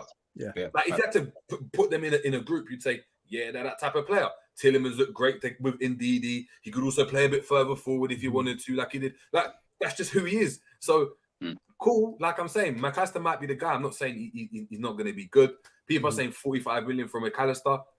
I personally don't see that happening. Like apparently it might be. Fabrizio said that it was much less than 60. Less than 60. So I don't know where the number 45 has come from, but apparently it's way less than 60 because I didn't know he had a release clause. Apparently he's got a release clause. Yeah. So. But I hear word to what you're saying. The Tielemans and McAllister thing, for me, they are very similar type of players. But again, it's like it goes back to Klopp for me. It's like, what is his talent ID? Are we buying these guys to try and make them do something else, or is Klopp going to change? God forbid, is he going to change the way he actually plays for once? It's already confusing me. We're linked with all these midfielders. They don't really fit a particular kind of profile. Some of them are similar. Some of them are really different. Yeah. Which again goes back to the fact that we just need a whole new midfield anyway. But I don't really know how we're going to set up next season. Someone said it in the comments, is Trent going to go to keep doing this midfield thing? Is he going to go back to being a right back? We've been linked with Pavard as well. I'm just like, but if there's so many things that we need to sort out, I don't know where our team's going to look like starting next season. So it kind of makes it hard to say this player's right, this player's not right, because I don't really know what we're aiming for. But we've got an issue. We've got to look at the players as well. Do they want to come to Liverpool as well? You know what I mean? Like we're throwing out there like we could get them. Do these players actually want to come to Liverpool, play in the Europa League and all that stuff? How about if a Champions League club is chasing them? You know what I mean? They might turn the other cheek. But that's what I don't get. But that's what I'm saying. Where's this release clause? Why haven't you activated it straight away then? Release clause should be like that. Why are we trying to negotiate terms? Apparently the players thing's sorted, but we're negotiating amongst the club. If it's a release clause, they can't do anything about it. So I don't know. But Foz, that's my point though. Is just speaking from it, like, of course, we're Liverpool fans. We want everyone to go and obviously come to Liverpool, and it's like the most amazing place. It's heaven on earth, right? But if we're being honest, why would he come to Liverpool? Yeah. No, but why would he come to Liverpool? That's what makes me think of it. Like, hold on. Why are you offering him? Yeah. Why would you want to go and come? I understand it's a step up from Brighton, but what, Arsenal won't be in for him? Like, it doesn't make sense for Arsenal not to be in for him if they're in for a midfielder. If they're in talks for Caicedo and Rice, why not McAllister? Why is City not in for McAllister? If it looks like Gundogan's going, like all these things just make me question why would he come to Liverpool? Yeah, I don't know. Maybe. Your guess is as good as mine, bro. Your guess is as good as mine, but I don't even know, man. I don't even know. Like I said, I'm just look. Yeah, go on. No, I was just gonna say, it's just confusing, bro. It's just confusing. I don't really know what direction we're going in right now, and I think a lot of it comes back to the manager. It's just like we haven't really found a system. I know we even the players we're linked with don't really fit this new system that we're meant to be playing with, like the 3-2-2-3, whatever. Because if you look at McAllister this season, whether he's played as a 8 or a 6 in a double pivot, he's played on the left hand side. Kefren Turam, I'm pretty sure he operates as a left-sided midfield, as a left-sided central midfield as well. I'm pretty sure Kone does as well. So it's just like, okay, cool. The 3 midfielders we're linked with all occupy the same area, and then we're not even really playing with that kind of like number 8 at the moment. So where does Trent fit in? Fabinho, we're not getting a DM. I don't know if we are or not. I'm just like, what even? Like, what's you're putting a painting together, and we don't even have the flipping canvas right now. There's no canvas. We got no canvas. We got no foundation to put it on. So I'm just like, what are we going to put the paint on then? So it is interesting to an extent, but I'm concerned for next season. Everyone else seems to have like a little, obviously maybe Chelsea aside and Spurs as well. Even Chelsea, they got the players, but Arsenal, they look like they're ready to go. Even United, they lost the FA Cup, but they've got foundations in place. City again. I'm looking at us. I'm just like, what direction are we going in this season? What are we trying to do right now? Like, what are we on? I think that Klopp's left he's put himself in a catch-22 because of, and obviously the players have obviously fucked themselves as well because of the form of certain players. I don't feel like he kind of really knows, because the profile of players that we keep looking at, they're all different. Like, it's not like we're just looking at this type of guy. All right, you just want this type of player. Okay, fair enough, then we get it, kind of thing. And then you move on to another position. Bro, we're signing like basically Kone and Thuram are like the same person. Like Same player, they're yeah. effectively like the same guy. The difference is probably so minimal. Maybe Thuram is a bit more better going forward. Like, and I do mean not like by a mad amount. Do you get what I'm trying to say? Like they're probably equal in a certain sense. So I'm looking at that thinking, all right. And then you got Gravenberch. Gravenberch is basically on the same level as like a Kone. So then I'm just like, all right. So I don't really get that one, but okay, fair enough. Do your thing. Then you've got McAllister, as Jerry said, like McAllister and Jones are kind of like the same person. So I'm more thinking about if you do get that in this 3-2-2-3 formation, where does Thuram play? Where does McAllister play? What do you do with Jones? Like, what do you do with all of these players? I understand depth. I fully get depth. And I understand having your substitutes. I'm just wondering how this is going to work for the dynamic of the team. Because you're not a manager who rotates. So these men ain't seeing minutes. I promise you, Alisson is playing Europa League next season. I promise you that. He's playing Europa League next season. These men, he don't rotate. So for me, I'm just shook when I see certain players at this football club. And as we're here talking about it, like that's why I wanted to speak about Fabio Carvalho, because I was like, I'm just shook that people think, oh, because we're in Europa League, we're gonna just all of a sudden rotate. That's not happening. Arsenal did it last season, and they got to whatever level they got to against a Sporting Lisbon, and then obviously we saw how that kind of panned out. Mm-hmm. But then we saw the toll that it had on their league season anyway. And it's like you saw the toll in terms of they can play some players in certain competitions in the Europa League because it's obviously not as strong as the Premier League, but they then also don't really have enough to really go at the Europa League with those depth players. So it's like a catch-22. So certain men have to play. Saka, maybe I think Saka played in that game and a couple of others. So it is a bit of a catch-22 for me. And that's why I'm just a bit worried with certain players coming to this football club. How is it realistically going to pan out, for them? Yeah. Greg, can you get Angel 1968 stats up? They got about Yuri Tielemans and McAllister. Mm-hmm. Yeah, so that is true. McAllister got 10 goals this season, Tielemans has 3. If we look at it though, Yuri Tielemans has only had 10 shots this season. McAllister's had 32 shots. So if you were to average that out, 10 times 3 is 30. So he would have scored 9 goals. So he would have had a similar amount of goals anyway. Yuri Tielemans made 14 key passes this season. McAllister made 12. And then from a defensive standpoint, Yuri Tielemans has a total of 5 blocks, 43 aerial duels, and a total number of 25 tackles. Alexis McAllister has 1 block, 49 aerial duels, and 19 tackles. They are very similar type of player. Yeah, they're very similar. And you look at McAllister's playing in the Brighton team, which is playing at their optimum level. Yeah, literally, we've seen for the best part of a decade. So exactly. That's why I'm trying to say in terms of stats, it's very like this is why I go back to it. Is the stuff with players ultimately? It's just does the player fit? It goes back to what G's saying. Does the player fit what the manager's trying to do? Because 3 seasons ago, if Liverpool went for Tielemans, people will be. Do you know what I mean? Tissues and Vaseline will be all over the place. It will be like, oh my God, we can't believe what we're doing, right? It'll be crazy. But right now, he's not the talk of the town, and it's other players, right? It's other players. A year ago, McAllister, if we signed McAllister, do you think people would be happy? Nah, no way. You wouldn't have been happy. Facts. Bro, I would have been like, who? Exactly. So, do you know what I mean? We were all on, do you know what I mean? Who was playing in midfield for them at that time? It was flipping... what's his name? Is that Spurs now? Bissouma. Oh, Bissouma. Jesus Christ. Everyone in this chat was saying Bissouma. Yes. The facts. You're right, Jerry. Yeah. So this is what I'm saying is cool. Like, we don't know what's going to happen. So this is why it's difficult when we're seeing Kefren Thuram, seeing this midfielder sign, this midfielder link. It was Ugarte 2 weeks ago. Now he looks like he's Chelsea. It's anyone now. It's just but look how everyone spoke about Ugarte, and this I'm starting to wonder: is everyone actually watching these guys play? Because the way people speak about Ugarte, you would have thought this is Makelele.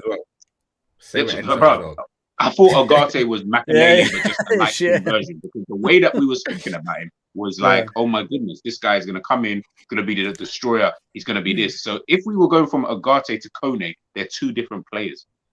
So what is the profile you're looking for? This is what I keep asking everyone. What are we looking for in this team?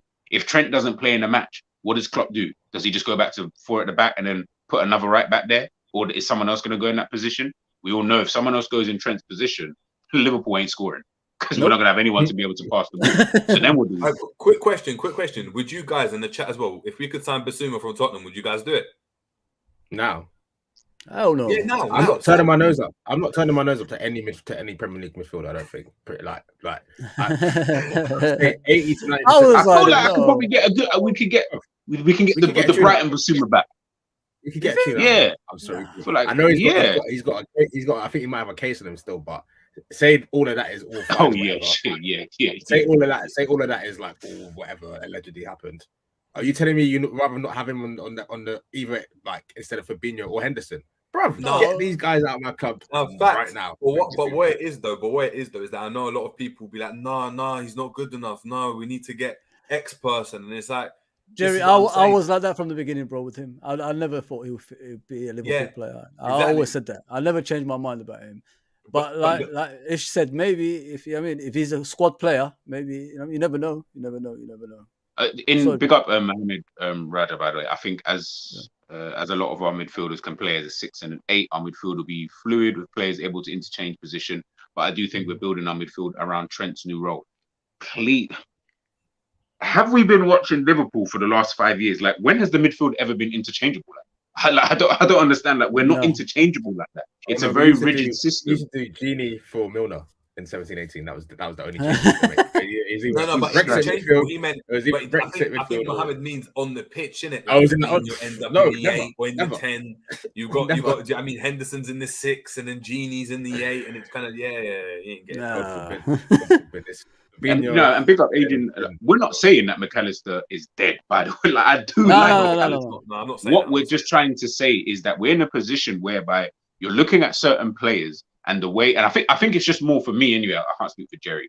For me, it's just the way that everyone keeps talking about certain players. I'm like, none of these guys that we're linked with, I promise you, they're not players that are moving any needle. They're like, certain clubs are not looking at these players for a reason. There's a reason why certain top clubs are not looking at some of these players, because they're just not of the top club level. They couldn't come into certain teams and play because of the level of players that they've already got there. Do you get what I'm trying to say? So a Chelsea are going to look at it and go, of course, well, Chelsea are as needy as us.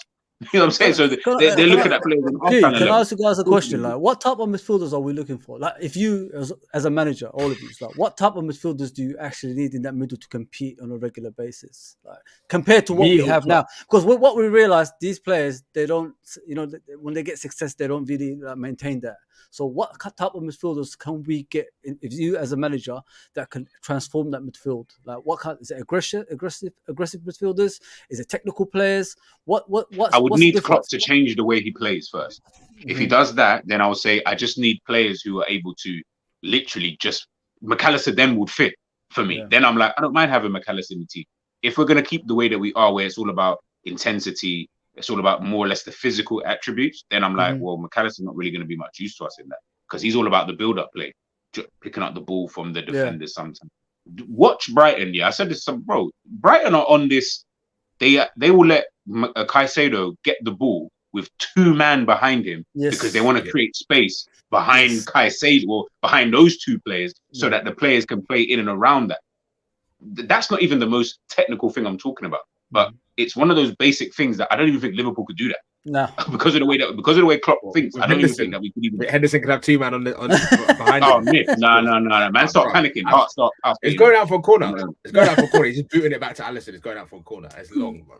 But this is what I'm saying. It's like we signed a player who his team that he's just come from. They're all about the build-up play. So I'm like, but Liverpool's build-up play is long ball. When do you ever expect McAllister to get the ball though? Van Dijk, what's the first thing he wants to do? Hit Salah. Trent, what's the first thing he wants to do? Hit whoever's on the left-hand side or whatever. That's all they want to do. So when does McAllister get to play football? Liverpool can't have 2 men who can play ball in the middle. That don't work. Trent is the guy that you want to be. So do you want 3 different midfielders in that middle, guys? Like technical player, like a hard worker, and something else after that, a runner or something along those lines, instead of like similar type of players we always have. If I'm being honest, it should have just been a like-for-like replacement for the midfield that won us everything. Yeah, like it should have just been that. It should have been, if Fabinho's getting on, you replace Fabinho with someone that profile-wise is exactly the same. You look at flipping Henderson, you replace him with someone that's exactly the same, and you do the same thing with Gini Wijnaldum. And that's what you go and do, because when you look at it, that's what won us everything. Right now, we're gambling. If we go and just say, yeah, all what players are going to be mad, PM, like if we have a midfield of like Kefren Turan, Manu Kone, and like Fabinho, that's just a completely different type of midfield. We've never had a midfield like that. We've never had a midfield. I imagine it's Kefren Turan, Manu Kone, and Curtis Jones. That's a completely different type of midfield. We're now looking at it saying, yeah, like it's exciting. Don't get it twisted. It's like, okay, what are we going to offer? But I can't sit here and tell people, yeah, this is guaranteed going to work, because nothing else has worked apart from Gini, Hendo, and Fab. You're right. You know, 100%. We don't actually know. And even when he was at Dortmund, that was kind of the midfield that he obviously they had a bit more quality than Gini and different league, innit? Different league, but he had the same type of midfilders where that's more or less how he wanted to kind of play. So now JJ is right, man. We don't actually know what is going to be, would I say, the recipe for going forward. Ultimately, it's just depending on what Klopp and how Klopp sees the team. Ish said it there before, though. We don't even know as fans. Like, I'm looking at the team, I'm like, are you playing 3 at the back? If so, you're going to need a whole new defense. Like, I need to see a whole new defense. I'm even questioning Van Dijk, but cool, I'll keep that one. I need a whole new left centre back, and I need a whole new right centre back. Put them man on the bench, because I ain't trying to see them next season. But that's if you're realistically really trying to go at this properly. If not, then you're going to keep having these pieces, and we're going to keep having this conversation about, oh, Liverpool, this, that, and the third. We keep having this conversation, FSG are not giving money. I don't think it's that. I genuinely don't think it's that. I genuinely believe Klopp doesn't see it the same way that we see it. I'm not saying FSG are giving him 500 million, because obviously not. But I don't think Klopp sees the need the same way that we see a need in certain positions. Maybe because he just genuinely feels that he's all right, which is obviously his prerogative. He can do that. He's the manager. He sees them every day. We don't. So when we're in these kind of positions, I promise you, man. If Klopp said to FSG last summer, I need 50 M's for a midfielder. I don't care how we get it. If you have to sell Ox or Naby a year early, I need 50 M's for my midfielder next summer, whether it's Nunes, whoever. They would have said, yeah, cool. We saw that interview of him and I think it's my man from Anfield Rap, where he's talking about the midfielders and he's all laughing and he's like, yeah. Man's laughing in our face. Now look. So it's like you're saying, it's not even a case of we're not getting money to spend, or like FSG, they're not the best owners in the world, but a lot of it is what when Klopp wants to spend money, they give him money, yes or no? When he wants Alisson, they give it. When they want a Van Dijk, they give it. When you want Gakpo, Nunes, when you want the players, you go and get these guys. So I'm not even trying to hear that excuse, but it's just like, what do you guys want? What do you guys want to start? Like, let's say it's the first game of this next season already. What would be your setup? Would you have Trent in this midfield thing with the 3 at the back? Would you have a 4-3-3? Because I'll be honest, I don't even really know myself what I want right now. I've seen so many things that have not really worked out. I think Trent is going to go back to his right back position. I think that. That's what I think. I feel like he's going back to right back. He's going to go back to right back. I think he's going to buy midfield type, probably like JJ said, that's similar to the ones we had before, and see where it goes from there. I mean, but listen, you live by the sword, you die by the sword at the end of the day, innit? So if he doesn't succeed with this next season, a lot of questions have to be asked. No. I'm even saying it as a lover of Jurgen Klopp. You know what I mean? But I've got to be realistic. No, and listen, man. And the thing is, because of how you've obviously articulated it, and that's why I respect you so much. But just the way that some people kind of speak on it is like, it's Klopp or nothing. And I'm just like, but it can't be a manager or nothing, because eventually he's got to go. So do you not even have a succession plan in your own brain of a type of manager? Like Manchester City thought 5 years ahead. They knew that they wanted Pep Guardiola. Before they even got Pep Guardiola in, they started getting the boardroom people in from way early before they got Pep Guardiola in. Pep Guardiola, I think that was like 2 seasons before he even decided to come to Manchester City, which is like, where did that come from? You know what made me realize is when you guys would, especially you, G, you was talking about with Klopp. I love the guy. Don't get me wrong. Listen, I'm a big fan of his. What do you want? What do you want out of a manager? Like success, like that's continuing, or success that takes a while to come back again? And I want a continuous success, and he won't offer me that. I know that for a fact now. He won't offer me that. So that's why I said if next season he doesn't do what we need him to do, then questions have to be asked. Like he said about Pep Guardiola, he's hungry. When the season finishes, he's already thinking about next season to win it again. Klopp doesn't think like that. It's like, you know what I mean? It's two different managers. So we need to find a way, if this formula doesn't work, that a manager that wants to win on a regular basis. I mean, instead of like being sentimental and always, referring back to the likes of Milner's and all this stuff, to do the job for him. I want continuous success. That's what this club is all about. And we need to go back to that for us to be, back at the top again. We don't listen. They always say we're the best fans in the world. The best fans in the world deserve the best team in the world, right or not? You know what I mean? So we can't be the best fans and we don't get a mirror image on the pitch. City don't have the best fans in the world, but they get success on the pitch. So we need to go and things like that, in my opinion, bro. That's what worries me about Klopp. He doesn't think about the next season, how we're going to win the league compared to the Pep Guardiola. That's the difference. Big up everyone in the chat, man. Big up everyone in the chat. I mean, you guys are making it look like this is a Klopp hate channel, by the way. So I need someone in there to be like, oh, I love Klopp, like let him stay, like just to kind of even things out when people see this on the replay later on. Come on, guys, man. Come on, guys. Klopp, all we need is a couple signings, and look, we're back up challenging, man. You'll never walk alone. You never walk alone, bro. I think, look, at the end of the day, when it does come to Klopp, there's a lot of good things about him, and we're not going to all sit up here and act like the guy's just been some dud since day one. No. The case. But I think it's just where you're at. I think where you've had that taste of success, I'm not saying that you need to then go on because we're not as good as an institution as a Manchester City. So I never ever expected us to go 2-3 years and like do a back to back to back. I never ever thought that. What I did expect was we'd at least put ourselves in a position whereby we were like what Arsenal were doing effectively back in the day, which is you're doing everything you possibly can to make sure that Man United can't breathe. So if they do slip off, then we're there. Every single year we're there. Barring, I think there was maybe a couple times when someone else would finish second, above Arsenal. If it might have been us, we're finishing third, all those kind of things. But that's where I'm looking at it, thinking, why is it we've not put ourselves in a position whereby we're doing everything we can. So even if we don't win, it doesn't seem so bad.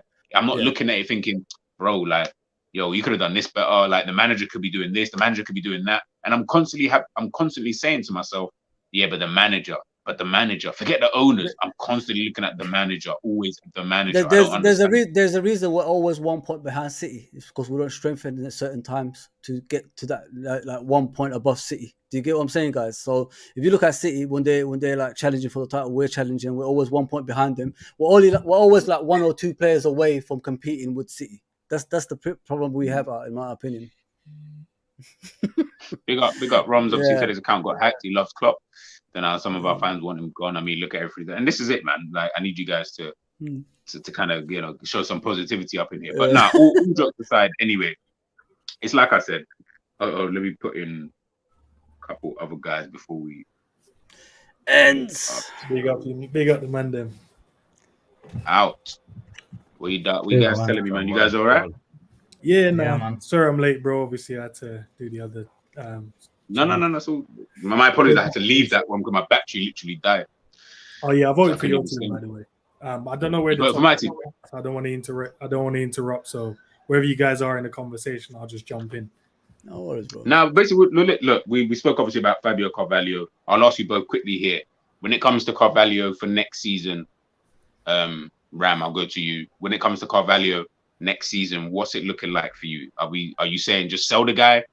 Put him out on loan, buyback clause, put him into the squad, play him in the right position. Chat to me. Loan him out, man. I think the most important thing for me is game time, innit? Especially with these young players. And game time is what he needs. Every time he has stepped onto the pitch, he's done okay. At times he's done pretty well. So there is a little bit of talent with him. Just to outright sell him, I think that would be a bad move in terms of long term for Liverpool. I think having him there especially with a manager which probably will replace Klopp after 2026.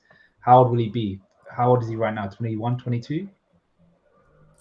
Yes, Nah, no? 20, I want to say 20. I It's think. 20. It's 20. It's 20. He's 20. So he'll be around about 23, maybe hitting 24 later down the year. So yeah, it will be a huge asset maybe in the future if once Klopp leaves, and he'll be heading into his prime. So I feel as though sending him out on loan would be more beneficial than just outright selling him, because it just doesn't make sense for me. He's still a young man, still trying to learn his trade, and he needs more game time. It's not the fact that he's not good enough; it's just that he needs more game time, in my opinion. Nah, he ish. Obviously, I said I know you got to head out, guys. Please make sure you head on over to the Equalizer. Obviously, as I said, now working with Versus, so the caption game, the levels have gone up, guys. I mean, he's now moving the needle. He's moving the needle. Something I'm asking Klopp to do, and clearly, the club are not doing it. So now you have to mention Klopp, bro. Of course, you have to mention Klopp, man. Listen, I'm doing. Now we're seeing Ish obviously do that still.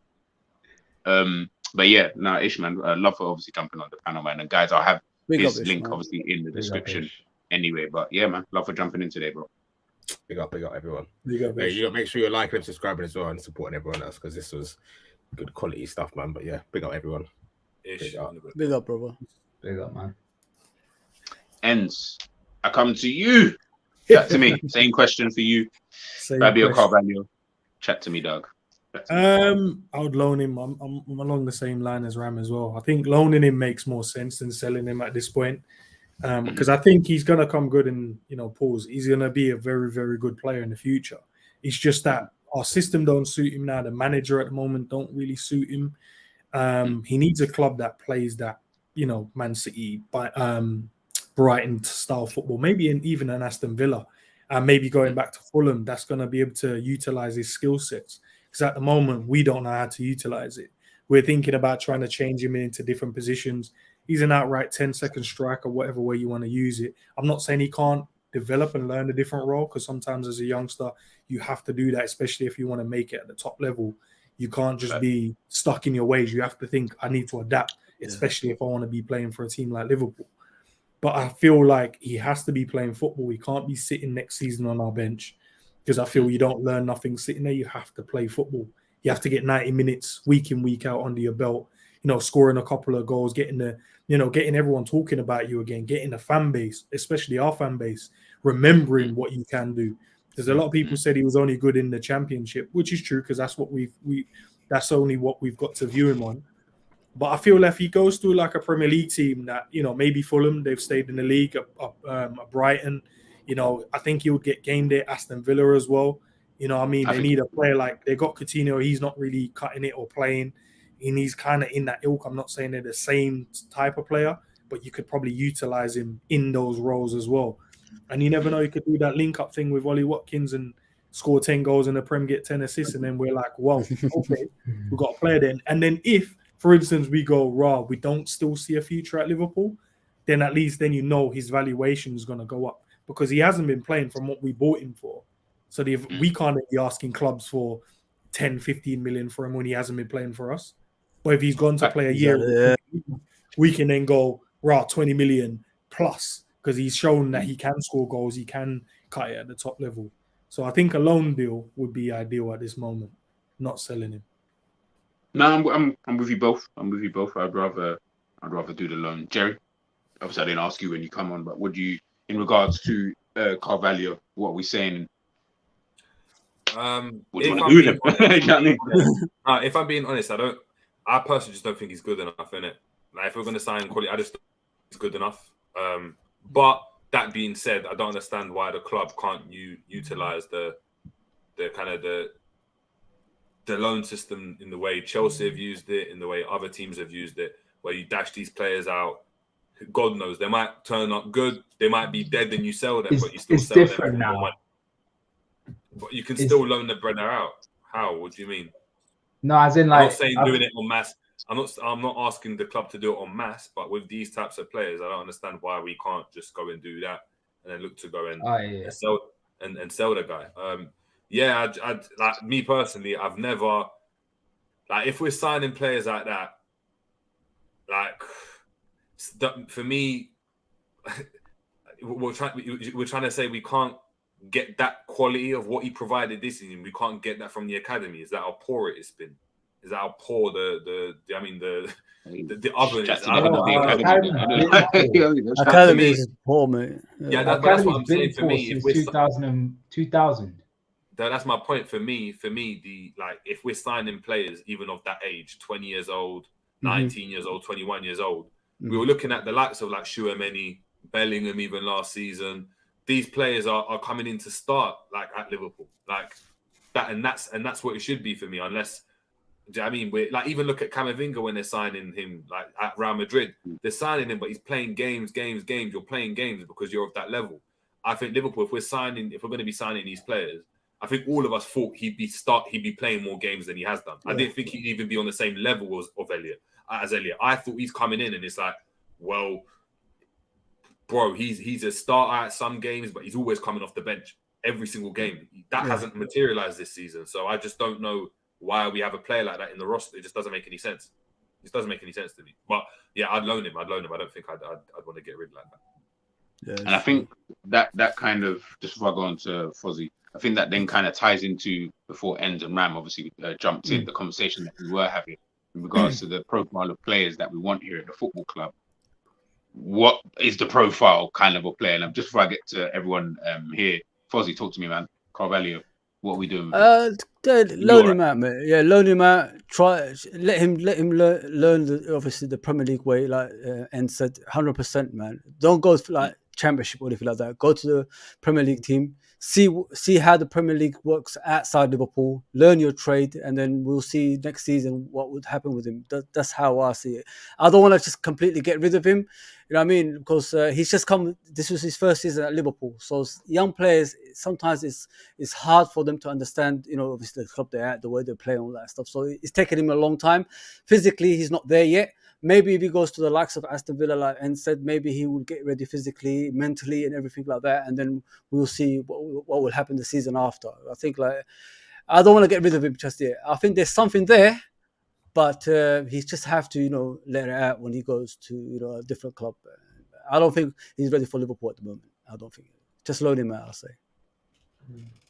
I think it's kind of unanimous. I think we're all looking at it thinking it's probably better to do a loan deal, but if you're going to do loan, in my opinion, if you are going to loan someone like Carvalho, when you do come back, Klopp, if I'm not seeing you play with a number 10, then just sell the guy. Because then there would have been no point in loaning him out. It's almost like what he did with Harvey Elliott. You loaned him out to play right wing, and then you brought him back as a right central midfielder. Explain the thinking behind that. Why didn't you loan him out as a right central midfielder? If that's what you wanted him to come and do in the Liverpool team, because then he would have had a bit more experience away from Liverpool playing in that position. And I think we would have had a more improved player in that position. I don't know how much better, but we just would have had a better player in that position, as opposed to now we're all looking at him thinking, he's not really it. Let's put him back onto right wing. It hasn't really worked out. We're already looking at new players. So does that mean that Harvey Elliott is he even going to play next season? And if he does, where is he going to play? What position does he play? Right wing, right central midfield? You know what I mean? I don't really know. And that's where, I'm kind of, looking at everything. And that's where, when we're looking at the profile of players, I think someone had asked before when we got into conversation was, what is it the type of profile of player that we're looking at? I don't really seem to understand. I don't really get it. Like, we're looking at Thuram, Kone, McAllister, Gravenberch, Coop Miners, I know it was a name, that kind of thing. Mason Mount, Ends, Ram, Fozzie. What is the profile of player that we're looking for at this football club? I don't get it. I think one thing is for sure, though. One thing's for sure, we're looking at a player that relatively physically dominant and is more or less box to box that can get around the pitch. Obviously, Manu Kone and what's his name? Manu Kone, Gravenberch, and Thuram can fit those profiles. So that's one profile that I'd say that is a shoe-in my opinion. Okay. But Ends, you're going to say something. No, I was going to say the same thing, really. I think we kind of went away from what we wanted in terms of the profile of players. I think we had a clear idea when Klopp first came in because we, you know what I mean, we had some dead players, so you had to get rid of them and kind of build a squad. But then now I think because of the players we have and sometimes the stubbornness of Klopp and, you know, he doesn't really want to change sometimes, I think we kind of went away from what type of player we need. So, but Ram is right in terms of we need those, you know, those box to box type of players now, because we had one in Genie, we got rid of him, we never really replaced him. We tried to replace him with like a Thiago, more of a tiki-taka kind of, you know, he'll just pull the strings from deeper in the midfield. But I think you get the best out of Liverpool when we have runners from midfield with the power and pace. And I think like Kone and Thuram, those are great additions if you can get those across the line, because you can use one as a 6 if you want. Kone can do the 6, Thuram can do the 6, and they both can play in the 8 position as well. How comfortable are they with the ball, bro? Like that's what I want to look at. You know what I mean? No, they're very, very comfortable on the ball, bro. I know for a fact M was on the stream. I was on the stream with N, and they're doing a watch along. And disrespectfully, they were watching Arsenal, but I was watching Nice at that point. I was telling him, I'm just looking at Thuram and see what it's all about. It's elegant, bro. It's the way he moves. It's so like the long legs, but it's so like it's like a gazelle in a sense. And I'm like, bro, I've been missing that for time. He's very aggressive. And Klopp, you love your big box-to-box players, but he's got some tech about. He's actually got a little bit of technique on him. And I'm like, that's the guy we should there as well. He can pass. He's got skills. Bro, his surname alone is Thuram. It holds weight. You get me? Bro, and then with the McAllister one as well, I think he just needed a conductor as well, because McAllister kind of has pretty much that ball progression ability in him, where he can pick up the ball in tight spaces, turn out of there, and then find a magical pass into the forward line. So he makes sense, because none of the midfielders we currently have, you'd probably say Thiago is the only one that can wriggle out of a position. But other than that, yeah, man, we need those type of players, bro. And I think if we can get Thuram, Kone, and McAllister done, hey, there, bro. Big up, bro. Big up, Romz. Big up, bro. I'm gonna close out the stream in the next like 5-10 minutes anyway. But love Romz obviously for jumping in. I'll ask you the question. But in fact, this stream was solely really for you anyway. You know what it is, G? I've had Chat to me about your boy, because it's your boy that we're out here debating. Chat to me. I've had a mad day. When I saw the stream and I had stuff to do, I said, you know, if I get back to the office in time, I have to have my say. Bro, you know what it is? You know what it is? Even Carvalho, right? Even when I was watching him from when we were initially linked to him. So you know when we were about to buy him in January, and then we missed out on the last day, and I think it was going to go to the tribunal. Did it go to the tribunal in the end? I can't remember if it did.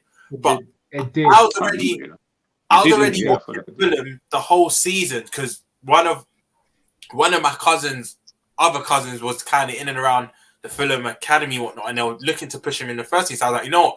I'm actually going to focus on him. Plus, they were the attractive brand of football whatnot. I said, you know what? I want to look into Fulham. And I was just seeing Carvalho just run most games. And in that 10 role, he made it his own. He ousted... Tom Kearney was their main man. For anyone in the comments that doesn't really know about Fulham, Tom Kearney was their number 10. We saw even when they got relegated, he was the main guy. Yeah. Carvalho has emerged from the academy, their brightest prospect. By the way, they rated him more than Harvey Elliott at Fulham. I'm just putting that out. Yeah. Coming to the team. He's coming to the team and took it by storm. Running games. His numbers were good. His performances were good. Let me laugh, man. Come on, this stream's hard.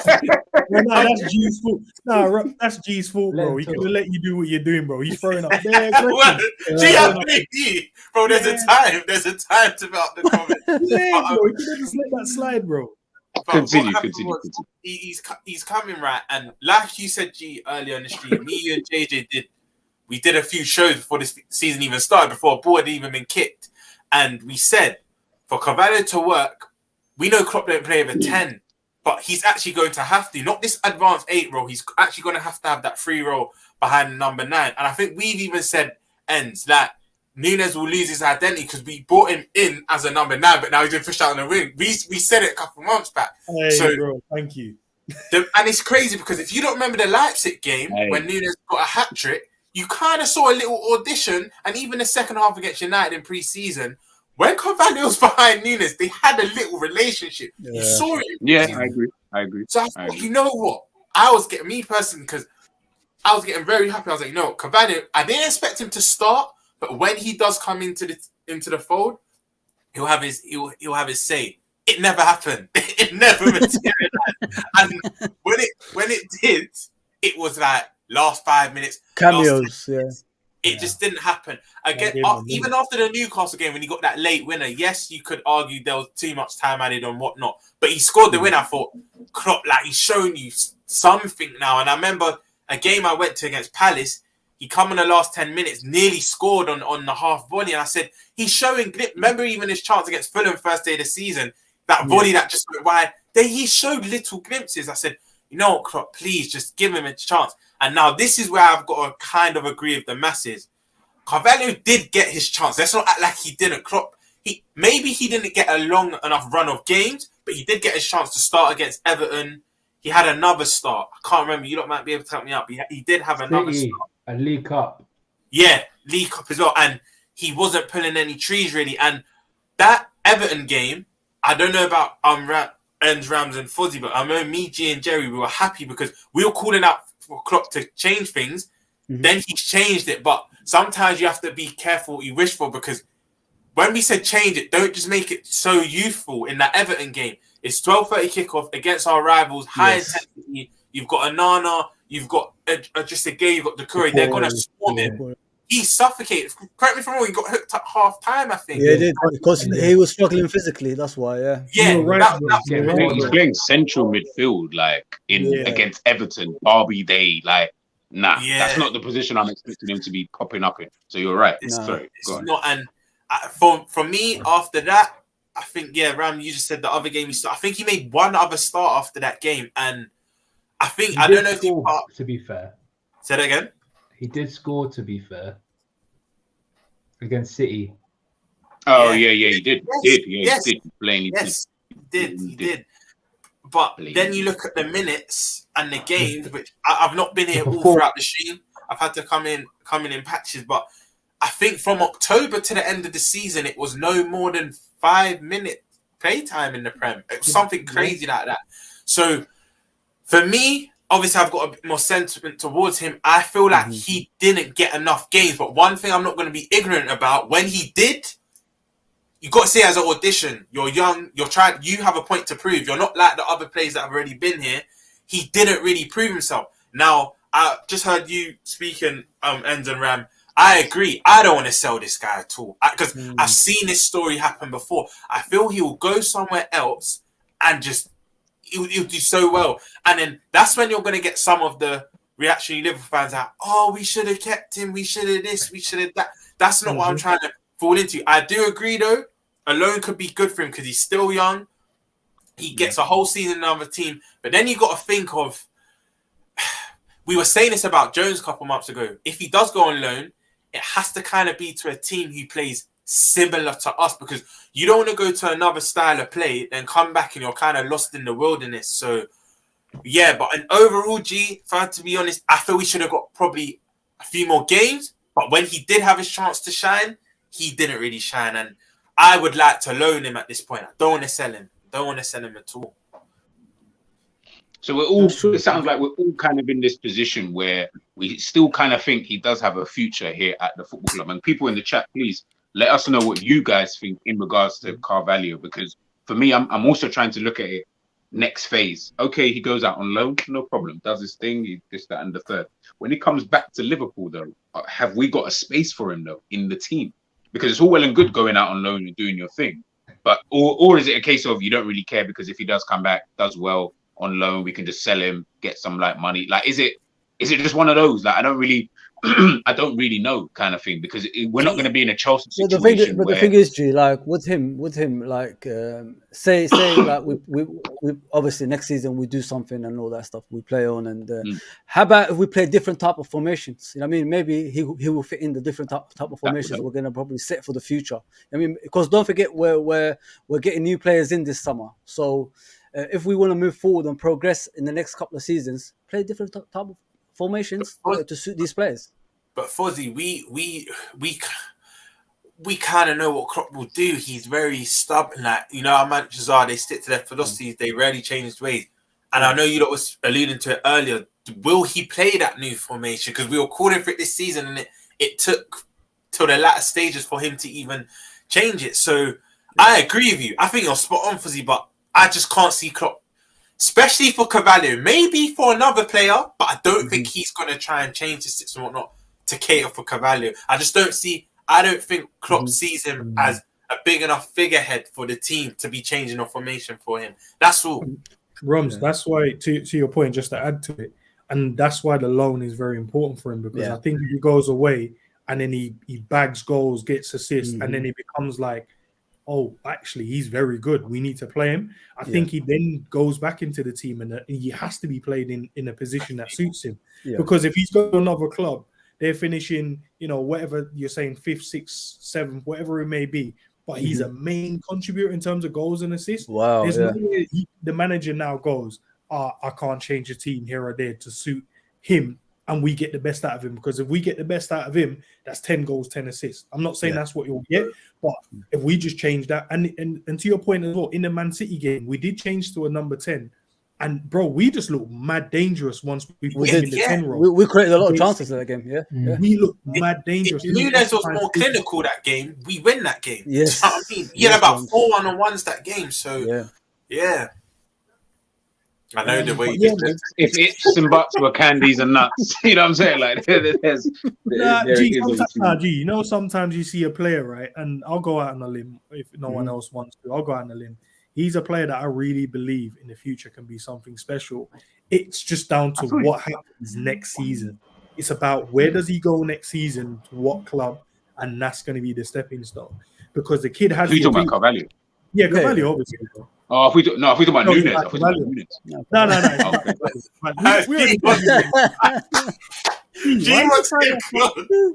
I just wanted to make sure, so I know I'm here.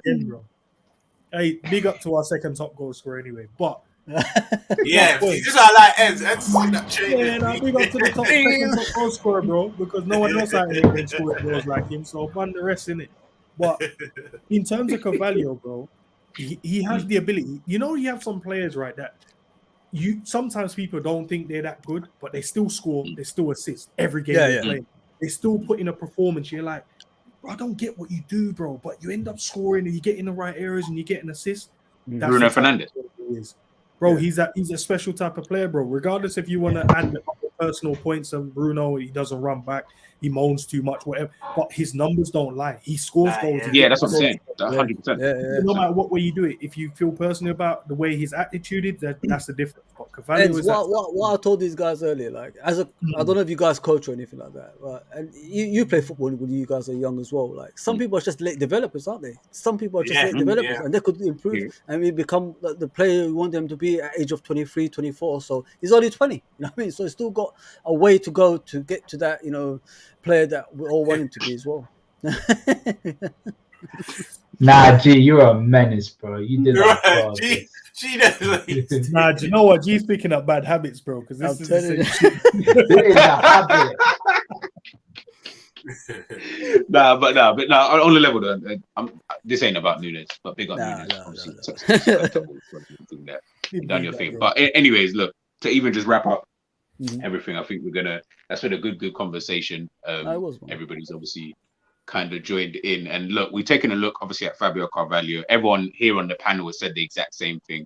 They'd rather we kind of just loaned him out, let him get some football, let him get some games underneath his belt, and then obviously we can reassess the situation come next season. Hopefully that we're in a position whereby next season, the season after that, maybe we're going to be doing something a little bit different. You know, Klopp's not going to have long to go kind of thing. And I think people in the panel, most of you from what I can see anyway, have all kind of said the same thing in regards to Fabio Carvalho. I know some of you said, you know, maybe sell him. I can hear it.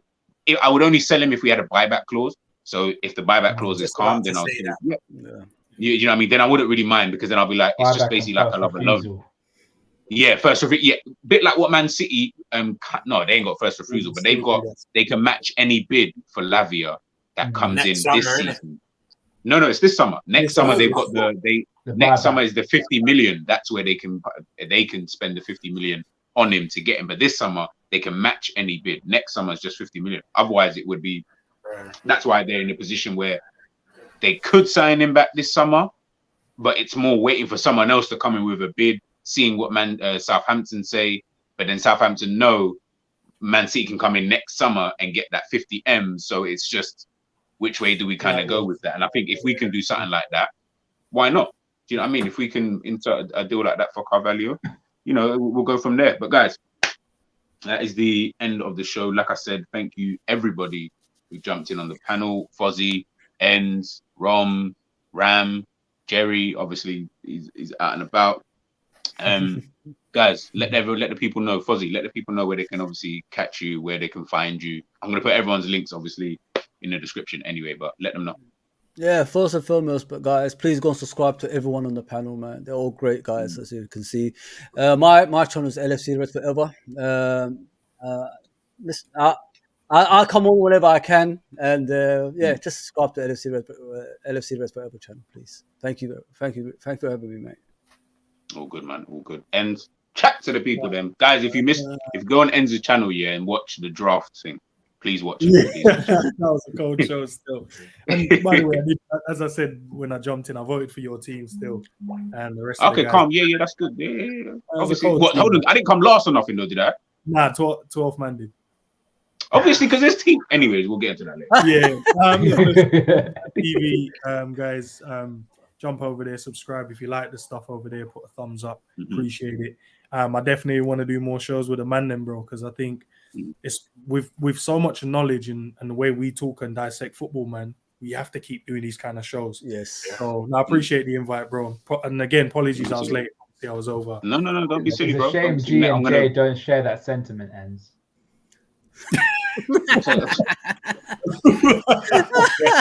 Bro, don't speak for me. I'm here. Don't speak for me. Anyway, you know what? We're gonna skip you anyway. Romz, where can people find you? Yeah, man. You can find me social handles there.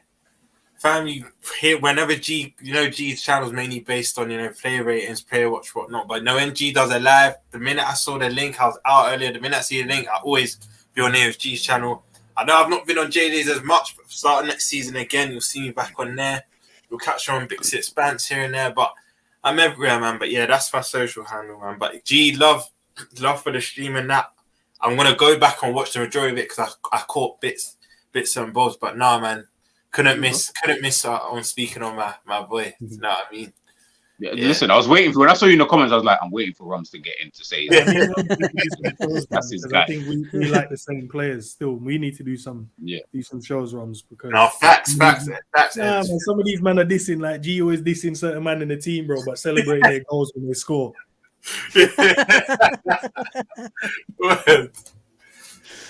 Listen, Ram, go on. Finally, just tell them where they can find you. Yeah, you can follow my Twitter at LRB Rams. You can find me on Egal Talks Football, be part of the Liverpool panelist member for that, giving him so much corner about Arsenal. You can find me on the terrace doing my thing. That's actually my proper home. And yeah, man, you can find me on G whenever he's putting out the link for any shows that he does, man. And watch them youth prospect shorts, man. They're good, man. They're good shit, man. Proper.